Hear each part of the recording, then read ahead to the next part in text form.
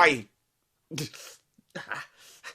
can't believe I'm fucking doing this, but I take it back. I take it back, okay? All the bad things I said about Final Fantasy VIII, because I didn't know, okay? I'm sorry. I'm sorry. I didn't know how fucking terrible this series would get past this, you know?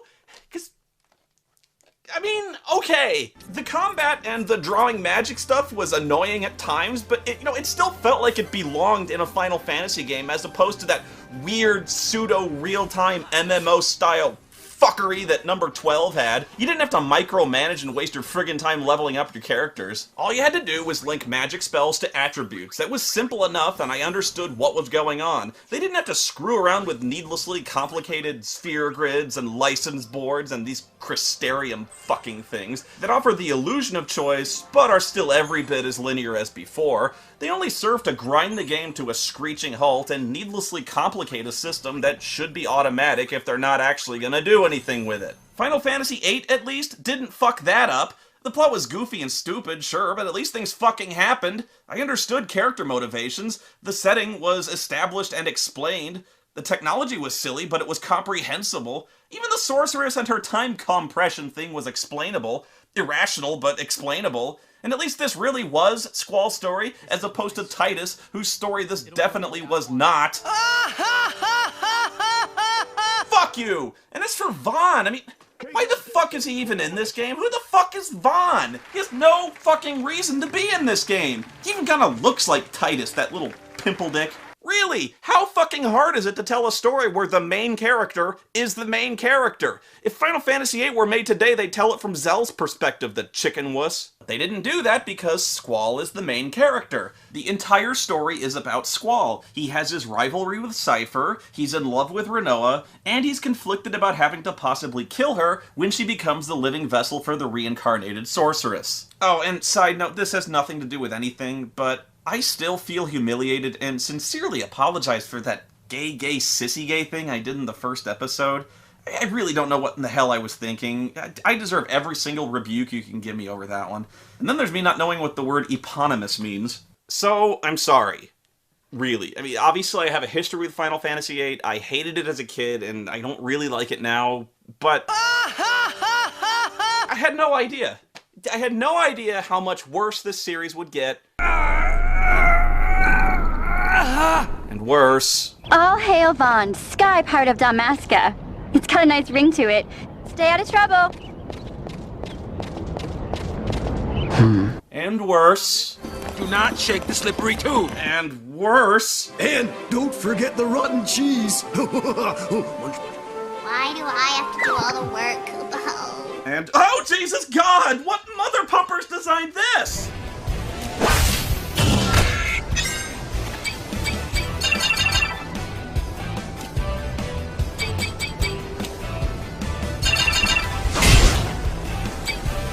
Gah! And to think, I was complaining about the silliness of flying around in a building. Little did I fucking know that the mere ability to walk anywhere I wanted, much less fly, were privileges I took entirely for granted. Which, at long last, brings me to Final Fantasy XIII. And no, I have no idea why it took me so fucking long to review this piece of shit.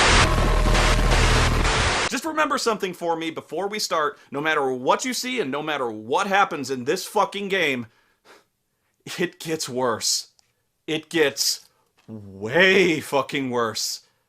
But we've got to start somewhere, and this game is plenty fucking bad, so let's go. So to understand why this game is so terrible on an almost subconscious level, you have to experience it the way I initially experienced it. On its release date, day one, just no Q public, playing it for the first time, not knowing anything that happens. So let's climb inside my head for a little bit.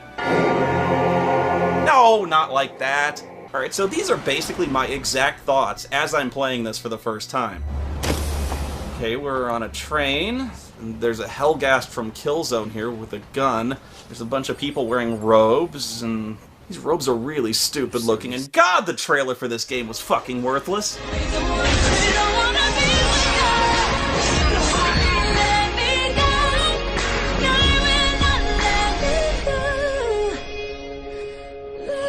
Rated teen. Right? Do you remember that?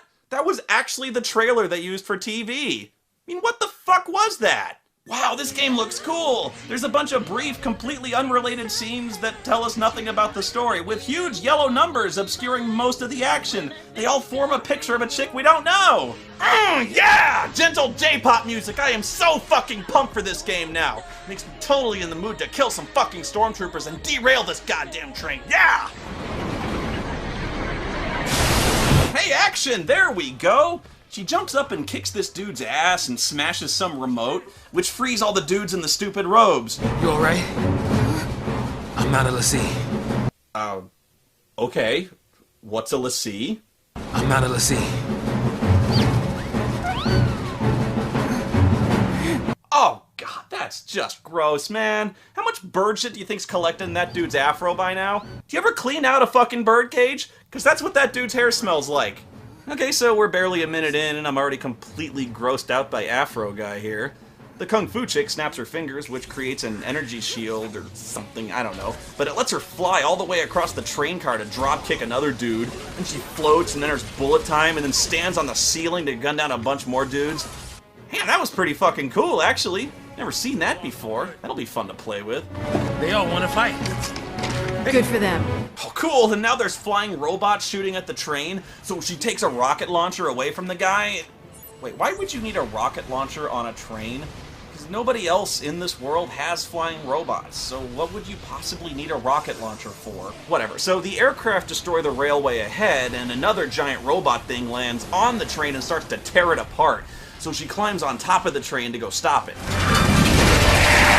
Why would a robot make a roaring noise? It's a robot.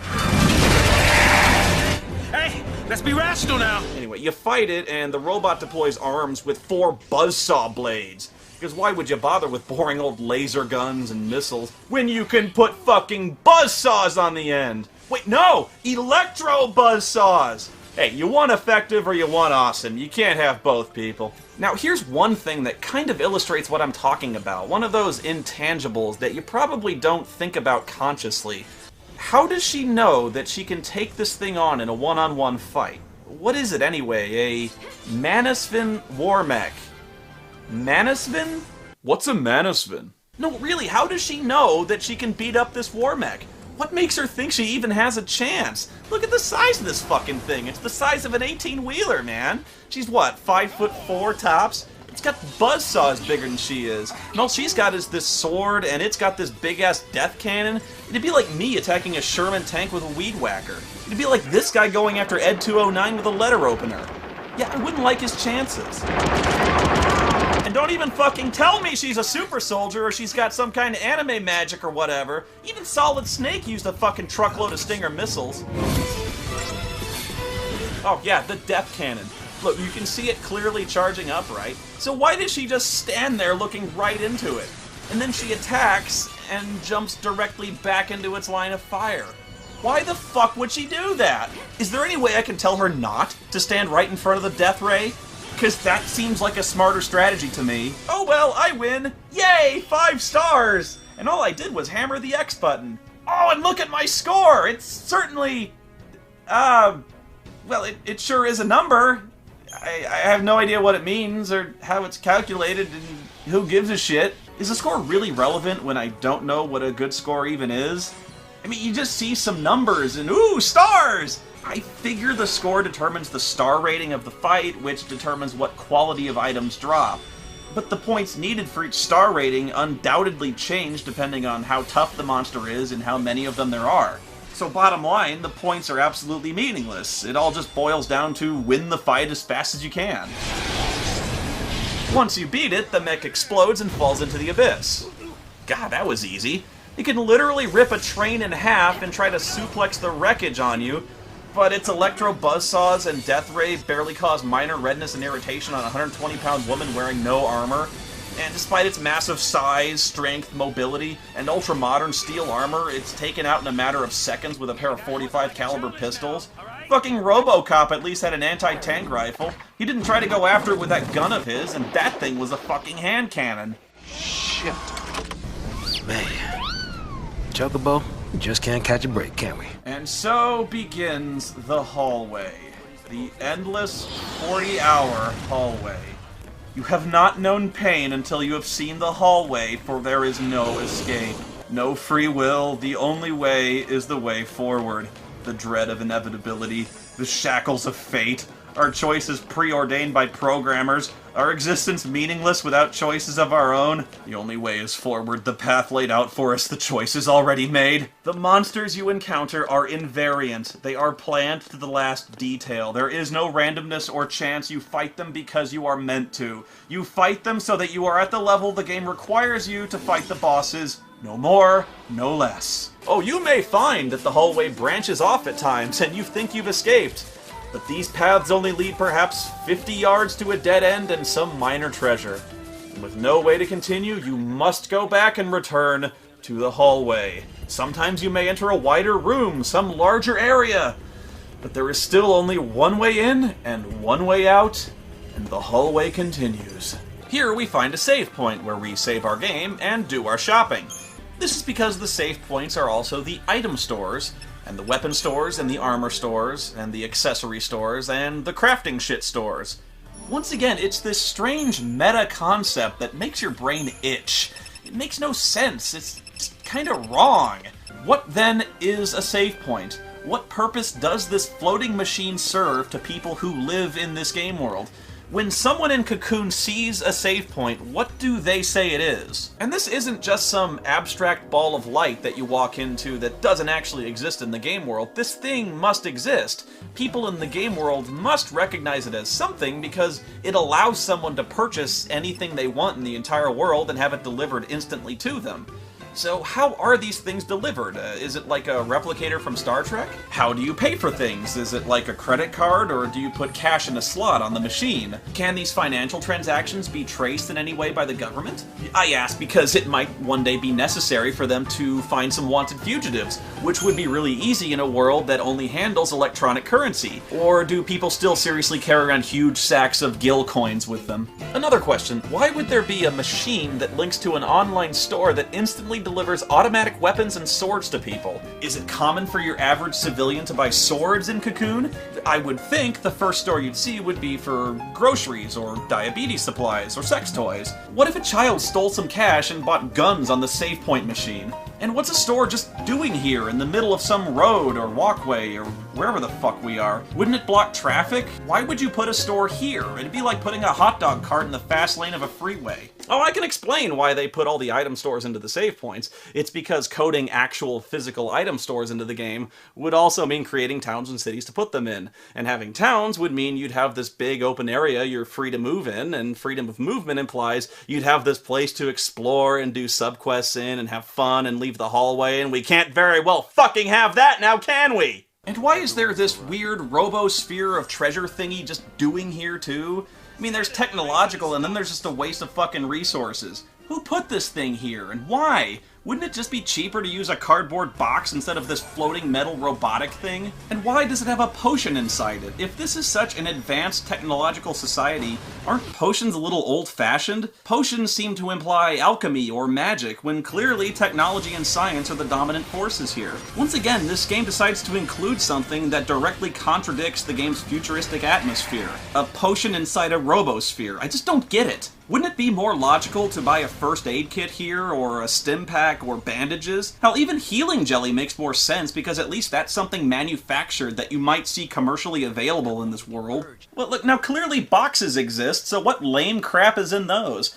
They must be worth less than a single potion, because apparently they don't warrant the floating treasure spheres. Ah, for the love of all that's good! Here's another thing that just kind of takes you out of the game. If Saz is so scared, why does he bother with the goofy gun kata poses that assuredly would cause him to be much less accurate? Why does this lever move along a Z shape? Is that necessary? Would it not work if it wasn't in a Z shape? And I have to ask once again, why would anyone here ever not carry a gun? Why is this always an issue whenever Final Fantasy is set in a world where guns exist? I get that if everyone used a gun, it limits weapon variety, but it still doesn't make sense to do otherwise. Now, for those of you who don't know what guns allow you to kill someone from very, very far away.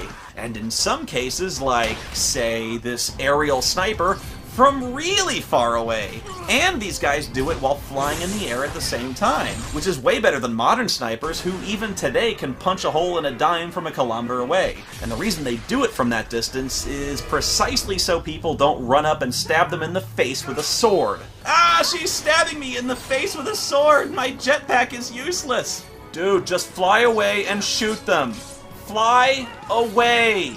Your guns are bigger and more accurate, and by the way, you can fucking fly! Don't you think you'd have to study for years in the military to be promoted to the special jetpack sniper squad? Do you really think they'd give jetpacks and sniper rifles to morons who just fly around in circles playing grab ass? Yeah, we're totally spinning donuts in our jetpacks, dude! What's your angle? My angle. I'm after the Foul Sea. Just what you were looking for.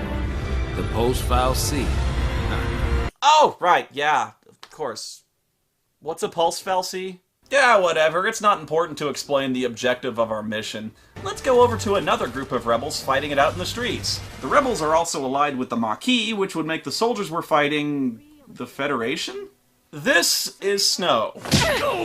What can you possibly do? Snow is an idiot. Since when have heroes ever needed plans? Who punches things? But I gotta do something, right? These people need heroes. What's our motto? I don't know, what's the matter with you? What's our motto? The Army's no match for Nora. Attaboy. Oh, wow. That is seriously, like, the most boring, unmemorable motto I've ever heard in my life. I've already forgotten what it was. It's not exactly the sort of thing you'd put on a bumper sticker, is it? It's no Wolverines. Shit, it's not even Calvin peeing on a logo window decal. Yo, boss. What's the plan? Charge in, guns blazing. That's a great plan. Charge in, guns blazing. Could work, if Snow ever carried a fucking gun! Real heroes don't need plans. Wow, that's incredibly debatable. And almost always untrue. This is so fucking hilarious. Snow charges the killer robot dogs with foot-long razor blades for claws, and then the army soldiers carrying assault rifles, and he does this bare-handed. You see that? And he wins. Who does this guy think he is, Zell? Look, if it didn't work out for Bruce Lee, you're not gonna sell me on it happening here. Because, I mean, look, Snow and his guys are defending a bunch of refugees against this 15-foot-tall, 30-foot-long armored robotic behemoth. So naturally, the most logical course of action is to attack it with no weapons whatsoever. Okay, he's not fucking Beowulf here, you know? This is so fucking silly, it's impossible to take seriously, even in a world of robots, flying cities, and magic. There's suspension of disbelief, and there's get the fuck out. The man would turn his fists into red rubber lumps of crushed meat and bone before he'd scratch the fucking paint on this robot. But no, not only does Snow cause more damage to it with his hands than automatic weapons would, he punches the fucker so hard he completely obliterates it. Look, I'm not lying! The fucking thing is gone! This thing must weigh like 6 tons and he fucking annihilated it with an uppercut. Total protonic reversal. Right, that's bad. Okay, look, I know in older Final Fantasy games you had guys like Sabin who had, like, hardcore martial arts. Dude suplexed a fucking train, for Christ's sakes. Fucking look at this! That is awesome! But here's the difference, and this is highly complex, so try to follow my reasoning here. Snow couldn't hold Sabin's jock. Sabin is some kind of magic monk dude with his mystic chi powers. At the very least, he had some form of martial arts training, agreed? And even he equipped weapons, whereas Snow is just some guy. He's just a dude with a trench coat. He doesn't know any martial arts. There's nothing exceptional about him physically or mentally. Hang on, baby! Your hero's on the way! Clearly not mentally. Now, look at this again from the perspective of one of the soldiers in the game world. If a guy can just walk up and casually punch a military war mech into oblivion, what fucking good are they? Maybe they should stop making their robots out of fucking tinfoil. Jesus! Whoever bought these robots should really get a refund. Now here's a scene that really pisses me off to no end. I can't even fucking believe this.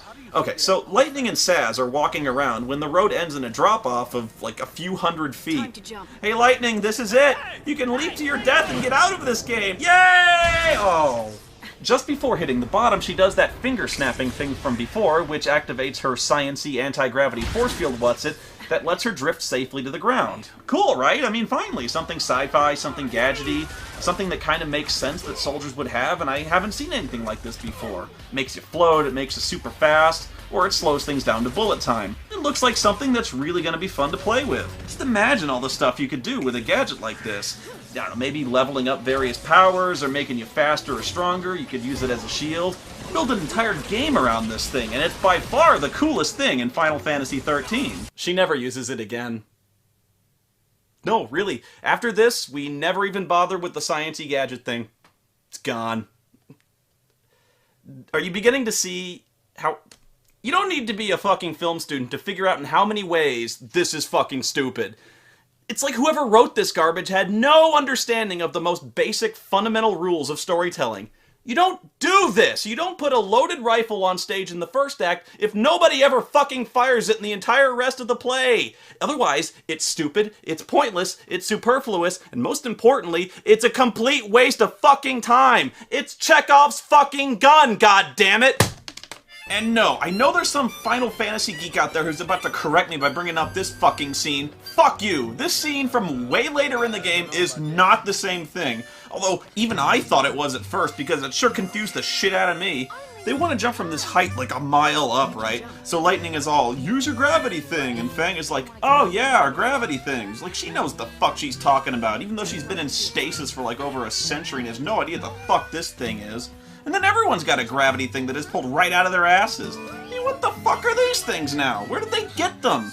These clearly aren't the same things Lightning used before, or I don't know, are they? I'm so confused right now. It turns out they're called gravity bombs, which are apparently not the same thing as Lightning's device, which is called a grav-con. The gravity bomb is like some kind of hand grenade the PSICOM soldiers use to safely land when dropping out of an aircraft. Not that you'd have any way of knowing that, because neither device is named or even mentioned out loud at any time in the entire game. It's buried somewhere in the hundreds of data logs that nobody ever seriously reads. At least I think it is, because I couldn't find it. I had to find this out on a Final Fantasy wiki. This isn't a game, it's fucking homework! How do they even know how the gravity bombs work? They can't have ever used them before, considering this is military hardware. Like, if I just walked up to you and handed you this thing and said, oh, it's a gravity bomb, now go ahead and jump off this cliff. You know, nobody has any questions about this?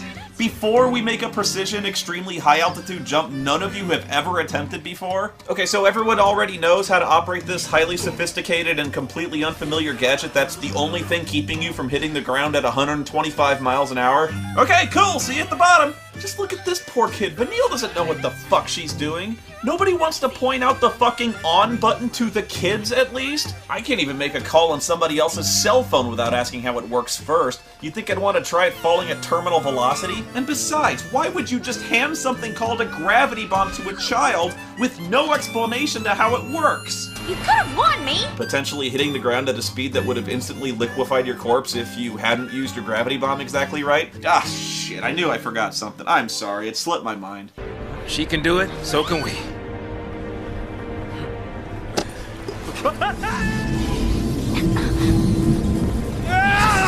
Oh, yeah, right. Fuck you! Not only is the field still inexplicably there, but he manages to hit this tiny exact same spot she did. And it's not like Lightning gave enough of a shit about this guy to leave the field on, because look how surprised she is to see him plummeting towards the ground. She barely gets out of the way. He should have hit the ground so goddamn hard there'd be nothing left but chunky salsa. We're going home together!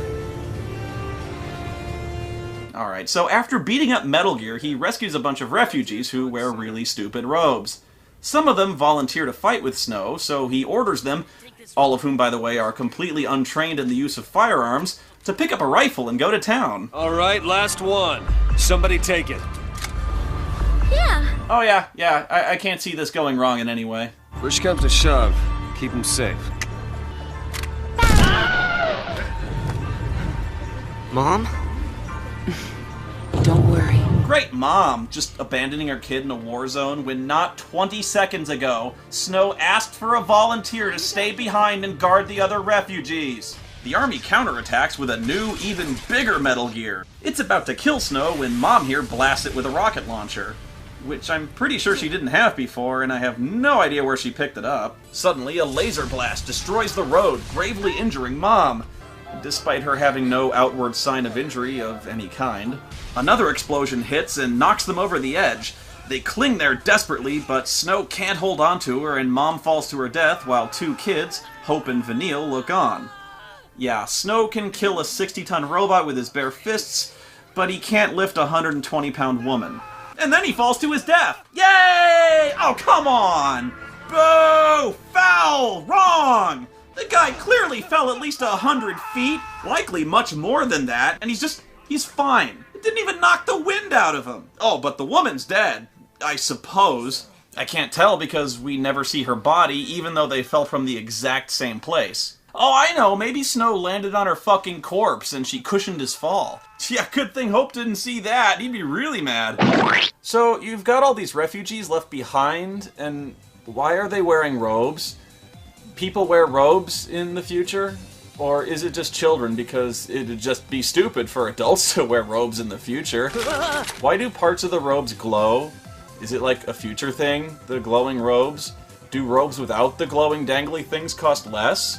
What do the glowing dangly things do? They look really heavy and inconvenient to wear, so why would anyone want them on their future robe if they don't fucking do anything? Why do some kids have one glowy circle on their stupid head thingy and some kids have 5, or a bunch of diamond glowy shapes? Is that why people are rebelling against the government? Because of the fucking stupid robes? Do they make people wear the robes anywhere else? Because I don't think you see anyone else wearing the robes except on the train. So everyone who gets put on the train gets a glowing robe? Why? What does it even mean? I mean, if you're just gonna dump them on some planet to die, why would you bother giving them robes? Especially robes that glow and look kind of expensive because of the glowing parts. So once they're off the train, why don't they just take the robes off? I mean, these kids do, and they're wearing street clothes underneath. Is it because the pointed Russian dance shoes are just really comfortable? Do they slip on over your normal shoes? Because these kids still have their normal shoes. They're not in the pointed toe shoes anymore. Why would you keep wearing the huge puffy pointed toe slippers if you didn't have to? What in the hell are the glowing dangly things for? Salad jelly, I get, it's a food or some shit, but the dangly things just seem fucking pointless. Why would they send the one guy with the remote control that can release all the prisoner restraints into the car with all the prisoners?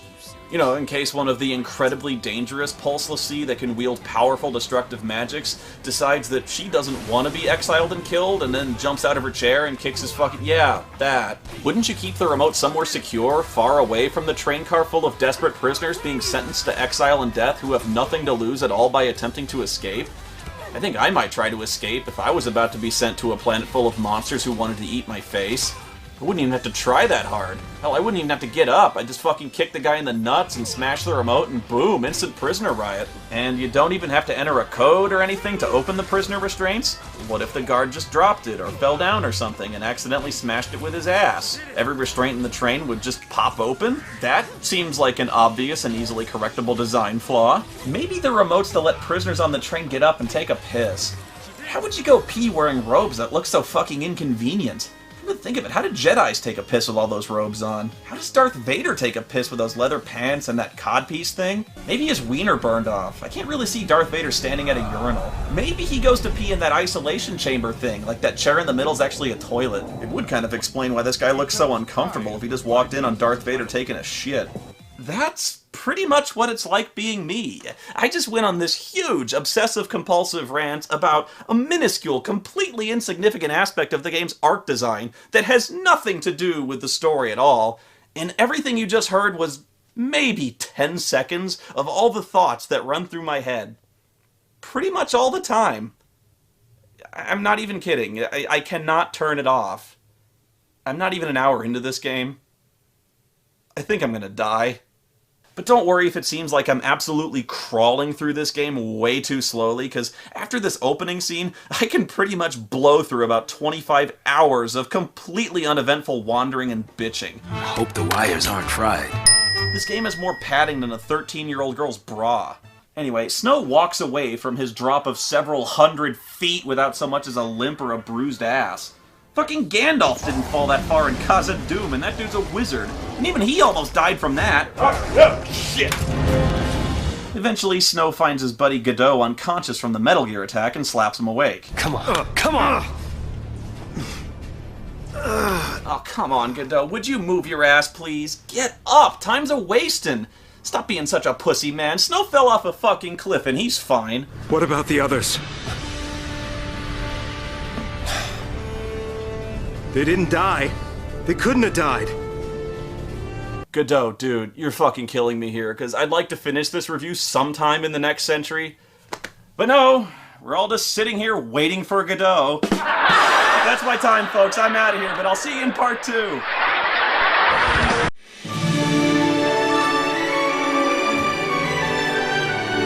Hello, does anyone want to help this guy? He looks like he's about to fucking die.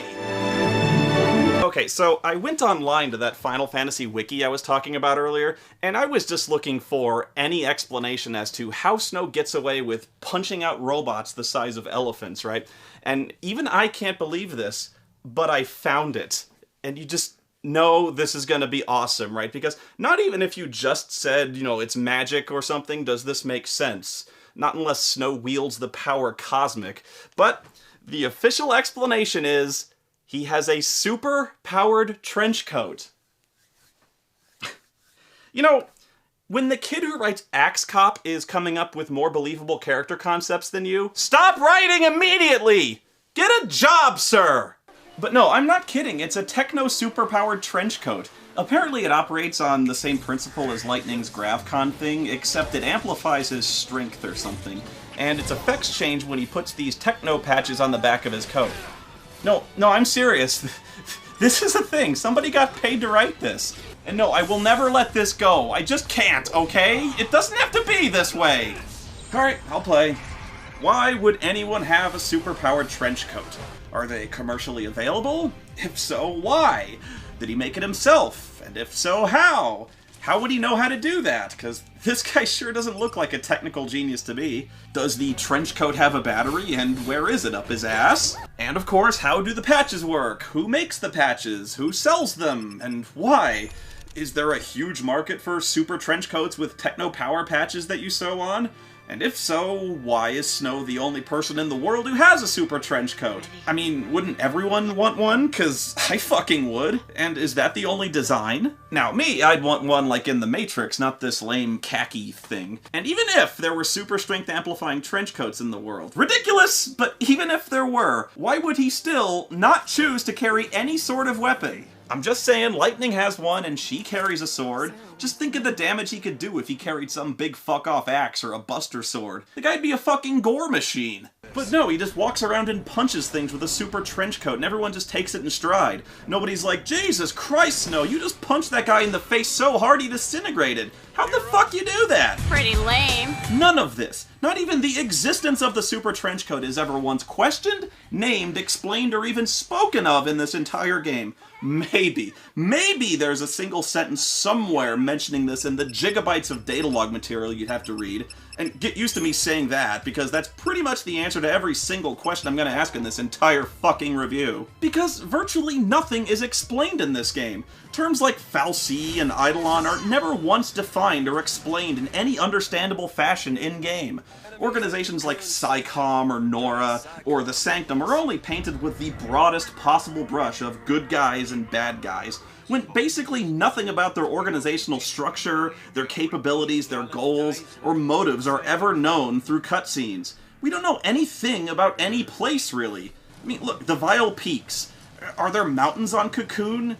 Isn't this like a space station or something? I don't know. You tell me, game! I don't know what the rules are. I have no foundation. I don't even think we get an establishing shot of Cocoon until about a quarter of the way through the game. And here's another place I just don't understand. The Gapra Whitewood. What the fuck is that? What's a proto-ecology belt? What's this crystal tree shit? Is that supposed to be the Whitewood? Because it doesn't look like wood, it looks like fucking crystal. Are those supposed to be trees or what? Are trees on Cocoon made of crystal? Or are some trees made of crystal, or did they turn to crystal, and why? What lives here? Even the Na'vi from Avatar would cut their asses open on these leaves, or whatever they're supposed to be. What's proto-ecology, and why does proto-ecology come in belts? I don't know. I don't understand anything. Come on, game. Give me something. Help me. This is an army facility for turning wildlife into weapons. Oh, okay. That clears up nothing. Why are the trees made of fucking glass? What animals could live here? What do they eat? God damn it! Need to get something off your chest? Weapons, characters, even party member backgrounds and motivations are so cloudy and poorly explained that the data logs are basically a necessity to follow what anyone is saying or doing or why. Take, for example, the bird living in Saz's afro. I mean, you see this and you're like, what the fuck, man? And does Saz ever explain it? Nope. Not once, not ever. He just has a bird in his fro. It's like, just... why? And remember, this is the series that built an entire fucking game around the backstory of Cloud's Buster Sword. But here, they just start whipping this bizarre shit at us and expect us to just roll with it. I mean, what do they teach kids these days? Why is there a fucking bird in your afro? You really want to know? Because I do. And luckily, there's a data log on Chocobo. A data log that does not explain why it lives in the guy's fucking afro. I hate this fucking game. Why do I even bother? Oh, but here's what it does say. The chick has no name, as voicing the true identity of the animal might trigger ripples of destiny across Cocoon and cause a hurricane in Eden. The encounter could create a time paradox, the results of which could cause a chain reaction that would unravel the very fabric of the space-time continuum and destroy the entire universe. Granted, that's a worst-case scenario. The destruction might in fact be very localized, limited to merely our own galaxy. Either that, or Saz just hasn't thought of one yet. But I know what's up with the Chocobo. And I shouldn't even tell you because it is so far ahead, but I'm going to anyway because it's that good. And I'm just picturing the looks on your faces when you hear this, and it's beautiful. So, okay, here we go.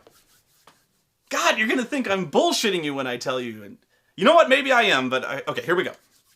That data log about the Chocobo's name triggering waves of altered destiny across the world and shaking the pillars of heaven, that part is true. Oh, there it is, that look. I can't see it, but I totally can. It's just so stupid. It's the stupidest thing I've ever seen in the history of fiction.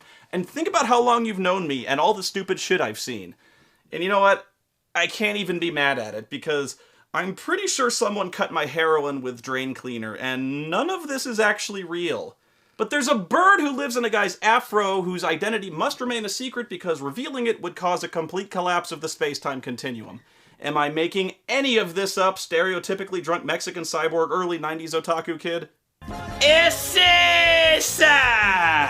Yeah, 本当に私は MD が好きです。テキーラを飲めませんか、Holmes-chan? This is the worst writing I've ever seen in my life, and no, it's not because of the Chocobo, although...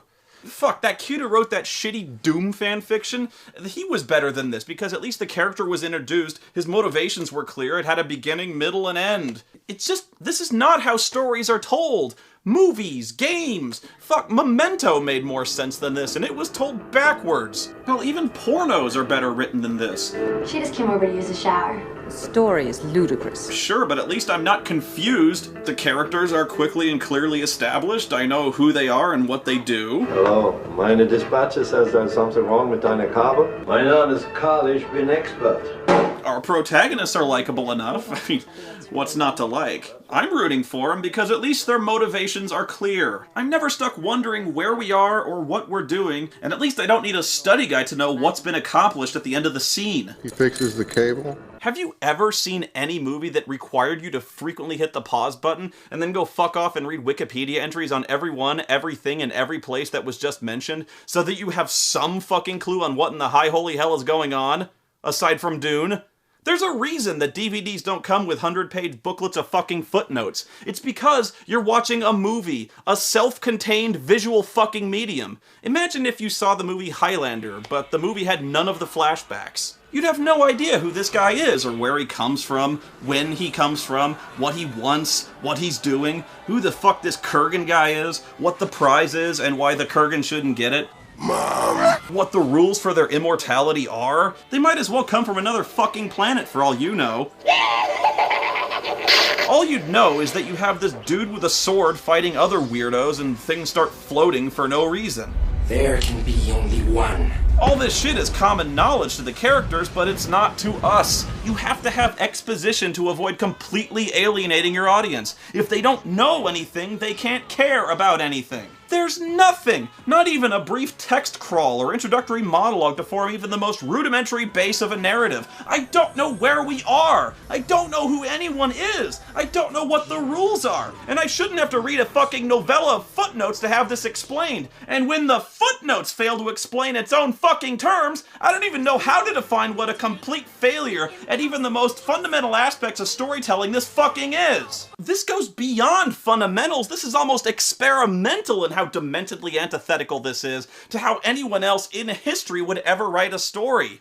I never even heard of something like this before. Fucking Joseph Campbell's head would explode in Lovecraftian insanity just trying to figure out what raving fucking lunatic thought anyone could follow anything that happens in this game, much less have the patience to even try. Fucking cave drawings from the Aurignacian period had a smoother narrative flow than this. At least there, they establish what a bison is, and that these fuckers like to hunt bison. The end. Good. Beautiful. You know what? That's a video game plot. I seen worse. I played Ninja Gaiden 3.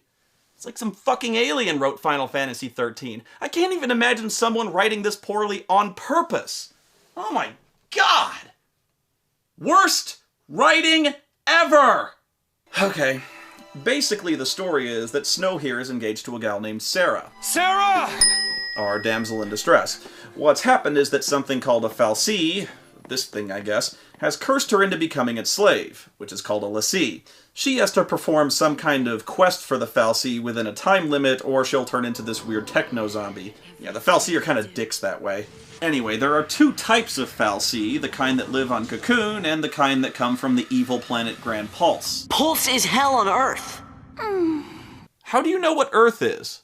The fal'Cie from Pulse don't really like Cocoon and are actively trying to destroy it, so anyone who becomes a Pulse lessee, or comes near one, or who knows one, or who lives in the same town as one, gets purged by the government and exiled to Pulse, hence the train. Still don't know what's up with the robes. So we've got bad guys. These Pulse fal'Cie are forcing innocent people to serve them. And yet the Cocoon fal'Cie do the exact same thing with people, but for some reason them enslaving people against their will is okay. Actually, it's not. Pretty much everyone on every side here is a massive raging cock, but we'll get to that. So most of our main characters live in this little town called Bodom, which is on a beach. And again, you gotta help me. I'm confused as to how there's an ocean on Cocoon for there to be a beach in the first place. Never explained. Lightning here doesn't take too kindly to the announcement that Snow and Sarah are engaged. This is ridiculous. Worst birthday ever. Wait, Sarah! Because she thinks Snow is a shiftless, jobless, homeless-looking waste of existence with all the brains of a used condom. The heroes never die. She is correct. Now imagine that you find out this guy is railing your little sister nightly.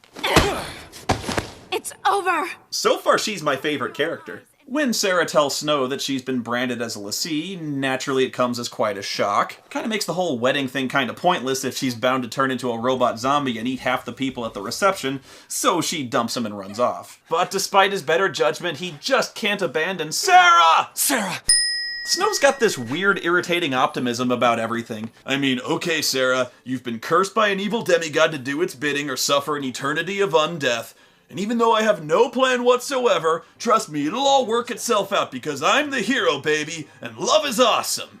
But, I should ask, when did you ever get close to a Pulse fal'Cie? It's not like there's one within walking distance of here.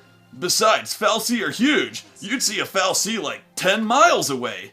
What were you even doing? I know if I saw a fal'Cie, I'd run screaming and never look back. It doesn't matter. Wherever you found the fal'Cie, thank God it's far, far away from here.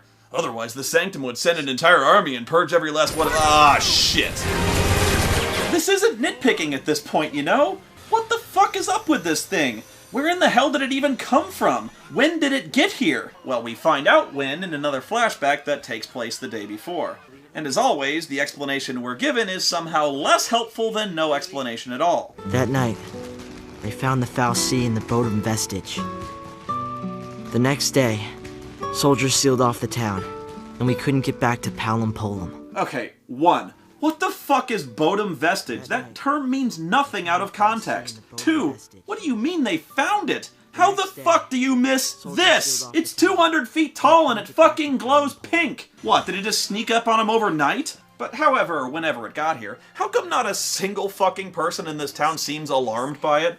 And even if it wasn't a fal'Cie, the most terrifying thing imaginable to everyone who lives on Cocoon, and it clearly is, but either way, if you lived in this town and you noticed this fucking bladed nightmare the size of the Seattle Space Needle outside your front door, you'd blow your fudge, man. It looks like it comes from hell. Looks like a giant nuclear fuck-off robot Ra's al Ghul. I wouldn't want to stand within 100 miles of this thing. I certainly wouldn't fucking live next to it. There's no way this is good news, you know? You'd think the mere suspicion of it being a fal'Cie would send these people fleeing as far and as fast as they possibly could. It's common knowledge the Sanctum is worse than the Spanish Inquisition about this shit. They'll purge anyone who even saw the fucking thing. Anyway, the military hits the completely oblivious town, taking it totally by surprise, forcing Snow and Sarah to flee on a flying motorcycle. Where did it come from and why is it unattended? I don't know. And instead of flying away from the town with all the dangerous armed soldiers, they start flying towards the incredibly more dangerous fal'Cie. The motorcycle gets shot up, so to keep her safe, he throws her towards some kind of portal Stargate thing in the fal'Cie's chest. Sarah! Sarah! Okay, why is there a Stargate here? It's like 60 stories in the air. And what's the silver goo supposed to be? What does it do other than, like, creepily grab people? Does the fal'Cie often need to, like, snatch people who wander past its completely unreachable door and then decide not to go in? Oh, I know this one! Hang on, symbolism! Hang on. Symbolism of what? That Michelangelo painting? Okay, why? The painting represents that man is created in God's image, or that God gave man life. And that means nothing in this context. Nothing's being imparted or created in this scene, and the mere thought that this somehow symbolizes that Snow is God... Sorry. I just threw up in my mouth a little bit. Maybe it's to symbolize that Snow has a really tiny dick. Yeah, I'll roll with that one.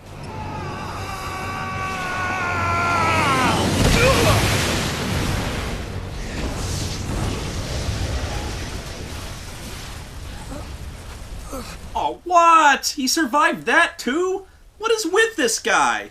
Come on, a bloody nose, a cut lip, his hat gets knocked off, nothing? This guy gets ejected from a high-speed motorcycle accident and the worst injury he might have received is potentially getting sand in his shoes? Fuck you. Sarah! That brings us to now, with Snow still trying to get into the fal'Cie, which has been brought further into the densely populated center of Cocoon instead of out of it. Okay, actually, I don't know if this is closer to Pulse or further away from it, because I have no fucking clue where anything is in relation to any place else. Snow flies off on his motorcycle to the fal'Cie, and so do these two kids, for absolutely no reason. I think it's because Hope, the white-haired kid, saw Snow drop his mom to her death and wants to tell him to go fuck himself. It just seems suicidal when Vanille pushes him into the motorcycle and is all fired up to go. I mean, okay, we find out later on she does have reasons of her own, but I still don't know why that means she has to go someplace so dangerous and endanger other people who aren't even involved. And then there's the tiny little problem of even getting to the incredibly dangerous skyscraper-sized monster god in a rocket-powered motorcycle he's not even sure he can drive, while there's a full-fledged air war going on with giant winged robots with laser cannons actively patrolling the skies, and I've lost count of how many ways this is a stupid fucking idea. Can he even reach the fucking pedals? Uh-oh.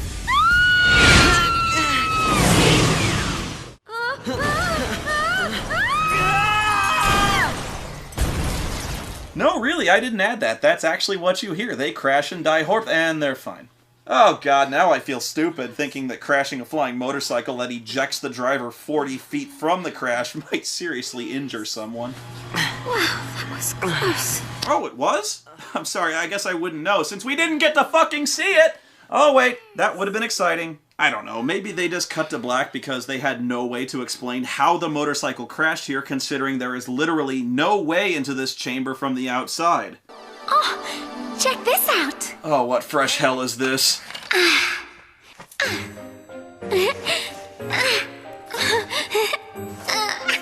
Well? Well, what? What the fuck is that supposed to be? Okay, you're seriously gonna have to help me out with this one, guys, because I got nothing here, online or otherwise. She's got this fucking stick with antlers on the end, and the antlers, like, whip out on wires or some shit, and you whack them with the antler whip, and they die. Yes! comes up with this shit? What kind of fucked up cocaine jag you gotta be on to invent a folding deer antler whipstick? And shit, at this point it probably does more damage than Lightning's gunblade. Hey guys, ditch the sniper rifle. Science has invented antler whipsticks. I'm sorry, I know, I keep asking, but where does it come from? Who made it? Why was it made? And why is it here, just stuffed in an arbitrary place on an ancient alien fal'C that Vanille conveniently managed to find after 5 seconds of searching? I'm damn skippy there's not a fucking data log on this one. And while I'm asking questions all over again, what makes Hope and Vanille think they can take on a military-grade cyborg attack hound? They're kids! Kids armed with an antler stick and a boomerang. Wait, hang on. Since fucking when did Hope get a boomerang? I swear to God he just pulled that right out of his ass. Just like I planned. Yeah, good job, Psycom. A child can easily wipe out your battle cyborgs with a boomerang. Pretty lame, guys. But even though our heroes are incredibly heavily armed with their gun blades and antlers and boomerangs, it's still incredibly dangerous to just wander here with all the monsters roaming about. And some of the monsters are incredibly dangerous and can kill you rather quickly. So if there's ever a monster encounter too tough for you to handle, you also have these things called shrouds you can use. Shrouds are single-use aerosols that grant you tactical advantages. There's one that makes you tougher and another one that makes you act faster, and Deceptisol shields you from being spotted and attacked by enemies altogether. Ah, there we go! Something futuristic and original at last! So, in the future of Final Fantasy, we've decided that cloaking devices come in aerosol spray cans. You know, ninjas infiltrate heavily guarded fortresses with their invisibility in a can, soldiers prepare for battle by donning their armor deodorant, and you can also use this spray for minty fresh breath and supernatural speed. So congratulations, Final Fantasy XIII. You've finally given me something I can relate to. That is, I can take this story and its characters almost as seriously as I take the shark repellent spray from the Adam West Batman movie.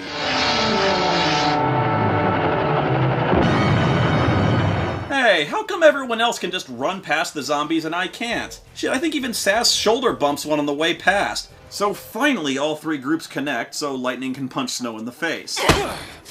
God, I love that. Now that Hope finally has a chance to tell Snow off for killing his mom, naturally he completely pussies out. And he pussies out hard.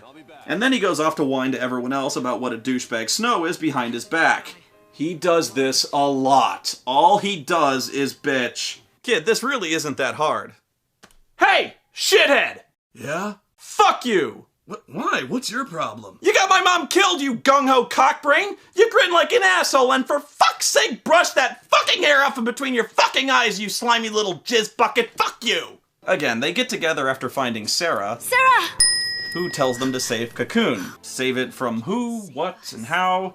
I don't know, but apparently this is enough to make the fal'C happy and fulfill her focus. And when you do that, instead of becoming a zombie, you become a giant hunk of crystal. Well, makes all the effort totally worth it, doesn't it? Sarah! Sarah! Trenchcoat, where you going? Date with the fal'C. Got some things to talk about. Have I mentioned that Snow is hopelessly stupid yet? Anyway, everyone else just kind of shrugs and follows him, mainly because, well, what the hell else are they gonna do? You wanna go fist fight the mechanical demigod, or just go home? I got these things. Might as well use them. Yes, good thinking, Saz, because I'm sure nobody's ever thought of attacking them with conventional weapons before. Let me know how that works out. Snow tries threatening the fal'C, and it completely ignores him, so he folds immediately and tries begging like a pussy. Lightning goes the Conan route and just starts wailing on the solid hunk of steel with her sword, which I'd say is an idiotic idea, except considering she can cleave robots the size of a Taco Bell in half, this is probably the first time that hasn't worked. Eventually the fal'C wakes up because some dumb bitch is slamming a sword against the walls, and we get to see its true form at last. And it's... yeah, still no idea what I'm looking at. How come the more I see of a fal'C, the less I know what it is? Is the fal'C the entire building, or just this thing?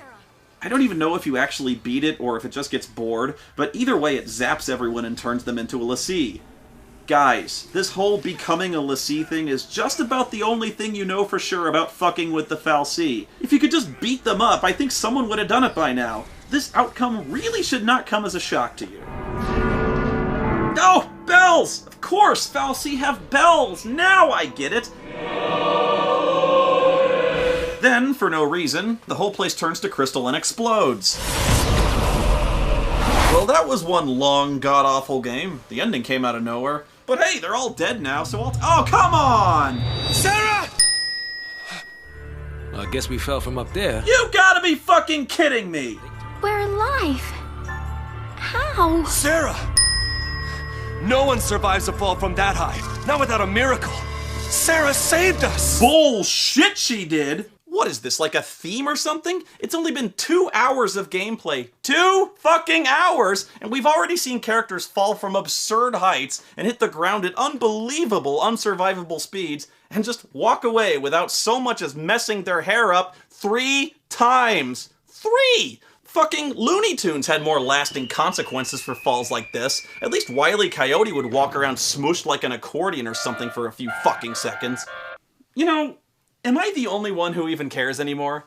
It's like when I started, I was this huge Final Fantasy troll, right? I was pissing everyone off. But now it's like all the fans jumped ship long ago, and I'm the only one still talking about it. I'm the only one still getting mad about it anymore. Some people still play the series out of obligation, I guess. But now it's like Square Enix is making the games out of obligation, like an alimony payment. This isn't a review anymore, it's a mercy killing. At this point in the game, all of the characters are now l'Cie, and this is actually one of the few things that is explained to us, although the game makes up for this by explaining it over and over about a zillion goddamn times. You used magic! You used the power of l'Cie! The fal'Cie cursed us! We're l'Cie now! Basically, being l'Cie means is that you've been cursed and forced to complete a focus, which means you have to do whatever the bad robot god wants you to do, or you become a robot zombie.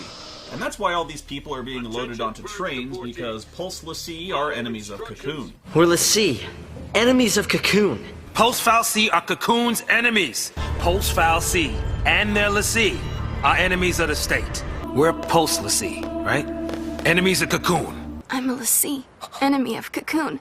Be a Pulse l'Cie, an enemy of Cocoon. We are enemies of Cocoon. Why do you want to help l'Cie? They're the enemy! Yeah, I could probably start another counting gag on this one, but fuck it, take a shot or something. Anyway, the reason Cocoon is so afraid of l'Cie is that the curse gives them the ability to use magic. And in this world, magic is really scary stuff. You've got to get rid of anyone who could possibly be a l'Cie, no matter how unlikely, because just look at the devastation these guys can cause with their unholy magical powers. Take that! Oh god! Tiny, unimpressive magic missiles! If they're not stopped, in about 15 minutes they might manage to set an outhouse on fire with their piddly, ineffective fireballs! Purge the whole town! Make them wear the robes of shame! What do we do? What do we do? Our technology is useless before this magic power! They can slowly toss magic snowballs at us at close range, and all we have are these stupid high-caliber sniper rifles and rocket launchers and jetpacks! Massive robot wolves with 8-foot diameter electrified buzzsaws! What possible chance do we have? We can't fight that! So yeah, they're all being hunted by the Sanctum now, and they've all been marked by the fal'Cie as part of their curse, which takes the form of a l'Cie brand. It's like a magic tattoo, and for some reason, they're all on different parts of their bodies. Oh gee, I wonder where the brand on the young teenage girl will be. Yep, that's about right. Okay. My other guess would have been right between her boobs. It just raises a couple important questions, like, why the fuck would the fal'Cie sabotage their own plans by leaving huge, glowing, easily identifiable tattoos on their secret agents, which makes it far more likely they'll be caught? It puts us humans at a big disadvantage. Wouldn't the presence of the l'Cie brand make the purge completely unnecessary? You don't need to exile hundreds of people. Just get everyone naked and look for the fucking tattoo. They all have one. It's the one foolproof way you have of finding a fucking l'Cie, and instead of looking for it, you cover them from head to toe in a fucking robe, and no, I am never letting that go. And if there has to be a brand, why would the fal'Cie put it on different parts of their bodies? I guess the fan service here makes sense, but why would it put the brand someplace people are very likely to notice it? But it doesn't even matter if the fal'Cie doesn't give you a brand or stamps one on your fucking head, because your focus is impossible. Remember, a focus is a very specific mission that the fal'Cie is ordering you to do against your will. But to make sure you do it, it gives you a time limit, or it turns you into a robot zombie. And this could be anything, literally anything, from assassinate the president to bring the fal'Cie a grilled cheese sandwich. And so you're asking, well, what's so impossible about that? Well, the trick is you're never fucking told what in the fuck your fucking focus is! Seriously, I'm not exaggerating, that's the plot! the fal'Cie abducts you, it gives you magic powers and makes you do something or else it'll fucking kill you. But, oh, it won't tell you what you're supposed to do. That part, you're supposed to fucking guess. Oh, it could be anything, so move your ass and do that thing it wants you to do that you don't know what it is, and if you fuck up, oh, you'll become a zombie, so good luck with that, shithead. Now, okay, I'm being hard on this because at first it sounds like the dumbest thing ever written by a human being. Because it fucking is! How in the fuck did the fal'Cie expect to accomplish fucking anything? This would be like if some motherfucker kicked a door into my house, handed me a banana and a shotgun and said, "Now hurry the fuck up, Spoony, or I'll kill your whole fucking family." The fuck am I supposed to do with that? Okay, if we don't know our focus, how do we complete it? I don't fucking know! It's like the only thing they can do is just to follow the hallway until it stops, because it's not like you can go anywhere else. That is how a focus comes down, people. The fal'Cie, they don't spell it out with clear-cut instructions. All you get is a hazy glimpse. Oh, okay, that does help. You're given a hazy mental image of a thing with absolutely no context. That works. So if I'm given a hazy mental image of, say, George Lucas, that could, honest to God, mean anything from beat George Lucas to death with a rubber chicken, or cover his car in blueberry waffles. Really, how are we supposed to know what to do from just that? How are we supposed to know what to do from that? That's the tricky part. The dream's the only hint the fal'Cie gives us. Figuring out what to do with it, that's our job. This is amazing. The shitty writing is so shitty, it actually becomes the villain of the game. What's the plot of the game? I don't know. The writer won't tell us. Not only is the player left completely adrift and helpless because the game doesn't explain a goddamn thing to us, it doesn't even explain anything to its own fucking characters. The story is so poorly told, even the characters are complaining about it. That doesn't make sense. I don't get it. It's all kind of foggy, but I saw this towering Ragnarok.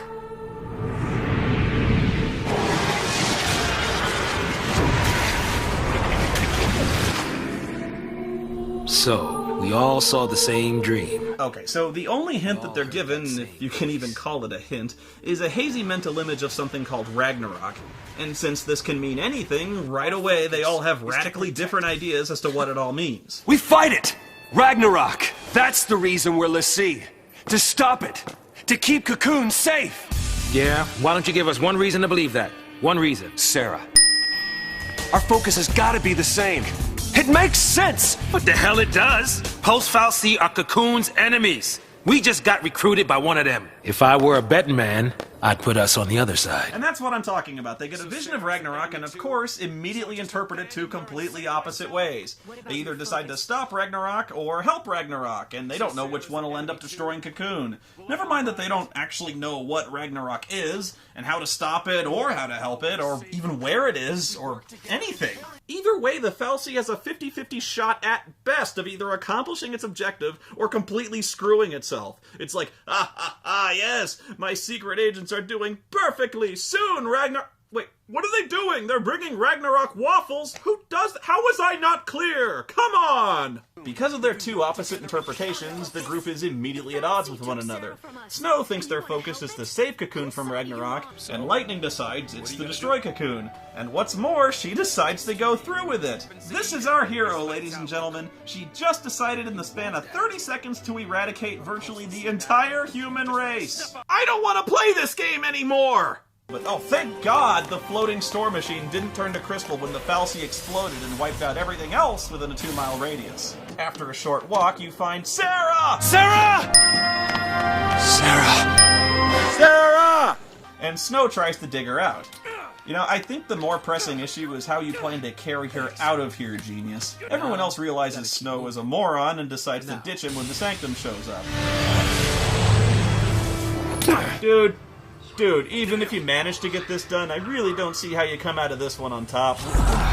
That's when Snow gets so emotional his powers go over 9,000 and he summons these godlike spirits called Eidolons, which are basically the same summons you get in every Final Fantasy game. And Snow gets Shiva, because his name is Snow. I don't get it. First, you have to beat up the Eidolon before it'll serve you, but these fights are different from normal fights because we can't have anything be straightforward in this game now, can we? Yay! Yay! Another tutorial 3 hours into the game. They all cast the Doom spell on you, so you have to beat it up enough to demonstrate your power and fill this Gestalt gate before you can trap it. And you have to do it before the Doom timer runs out and kills you. It says that attacks are not the only way to charge the gauge. Defensive rolls are effective against the Shiva Sisters. Okay, so you're given this mode you can enter called Sentinel, which is exactly like tanking in an MMO, just a damage sponge. So I'm thinking, okay, I'll absorb its attacks and then switch to offense and beat it up and switch back to Sentinel.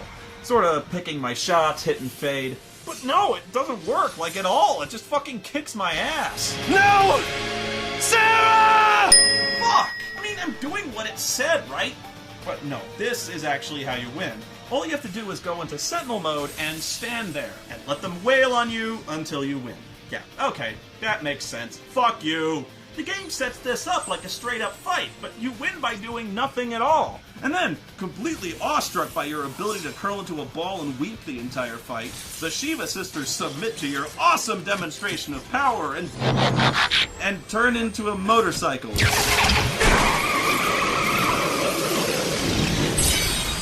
Well, of course they fucking do. And talk about predictable Final Fantasy. Shiva being two people that turn into a motorcycle. Cliche much?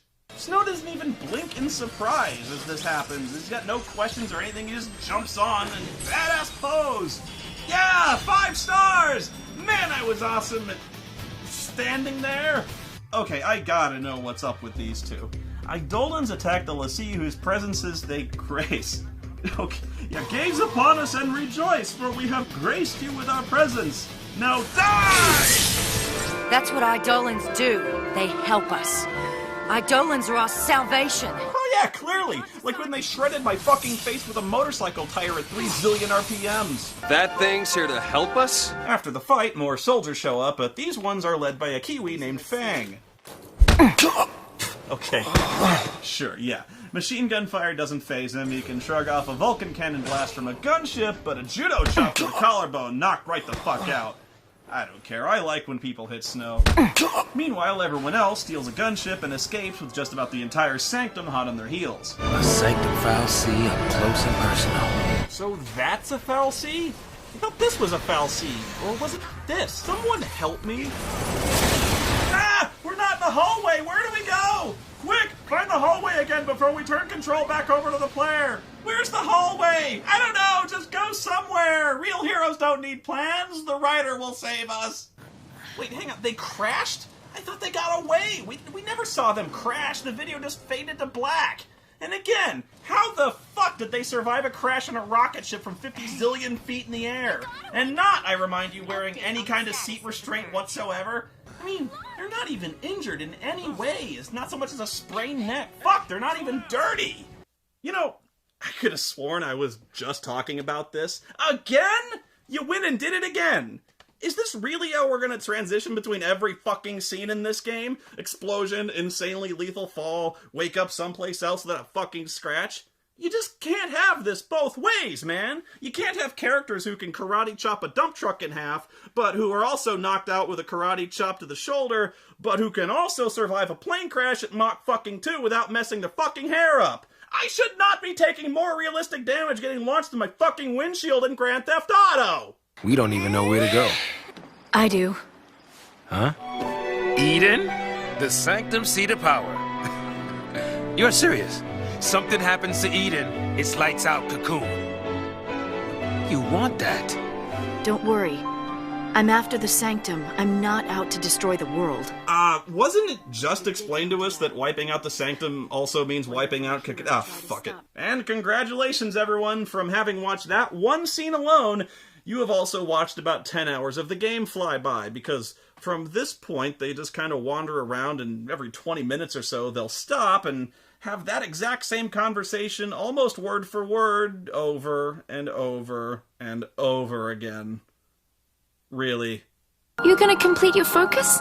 Maybe, if I knew what it was. When it comes to Pulse, who could claim to know anything? Are we supposed to... What is your focus? If we don't know our focus, how do we complete it? I probably don't want to know. Then what battles do we fight? And against who? Tell me that! I don't know yet. You don't know yet? That's right. I don't know yet. Our focus is to protect Cocoon. We don't even know where to go. You don't know yet. Not a single clue about this whole sea mess. He's telling us our focus is to destroy Cocoon, but who knows? I don't know yet. I'd put us on the other side. That's the reason we're l'Cie, to keep Cocoon safe. Even then, they couldn't figure out his focus. I don't know my focus. You don't know yet. We lost our past and our focus. So what do we do now? Sarah told us. That means she must have fulfilled her focus. Sarah! Looks like I was wrong. About Sarah's focus? Does that mean that our focus is... Daisley had to be lying when he explained her focus. It might even be our focus to make sure Cocoon's... Our focus doesn't matter. Our focus doesn't matter.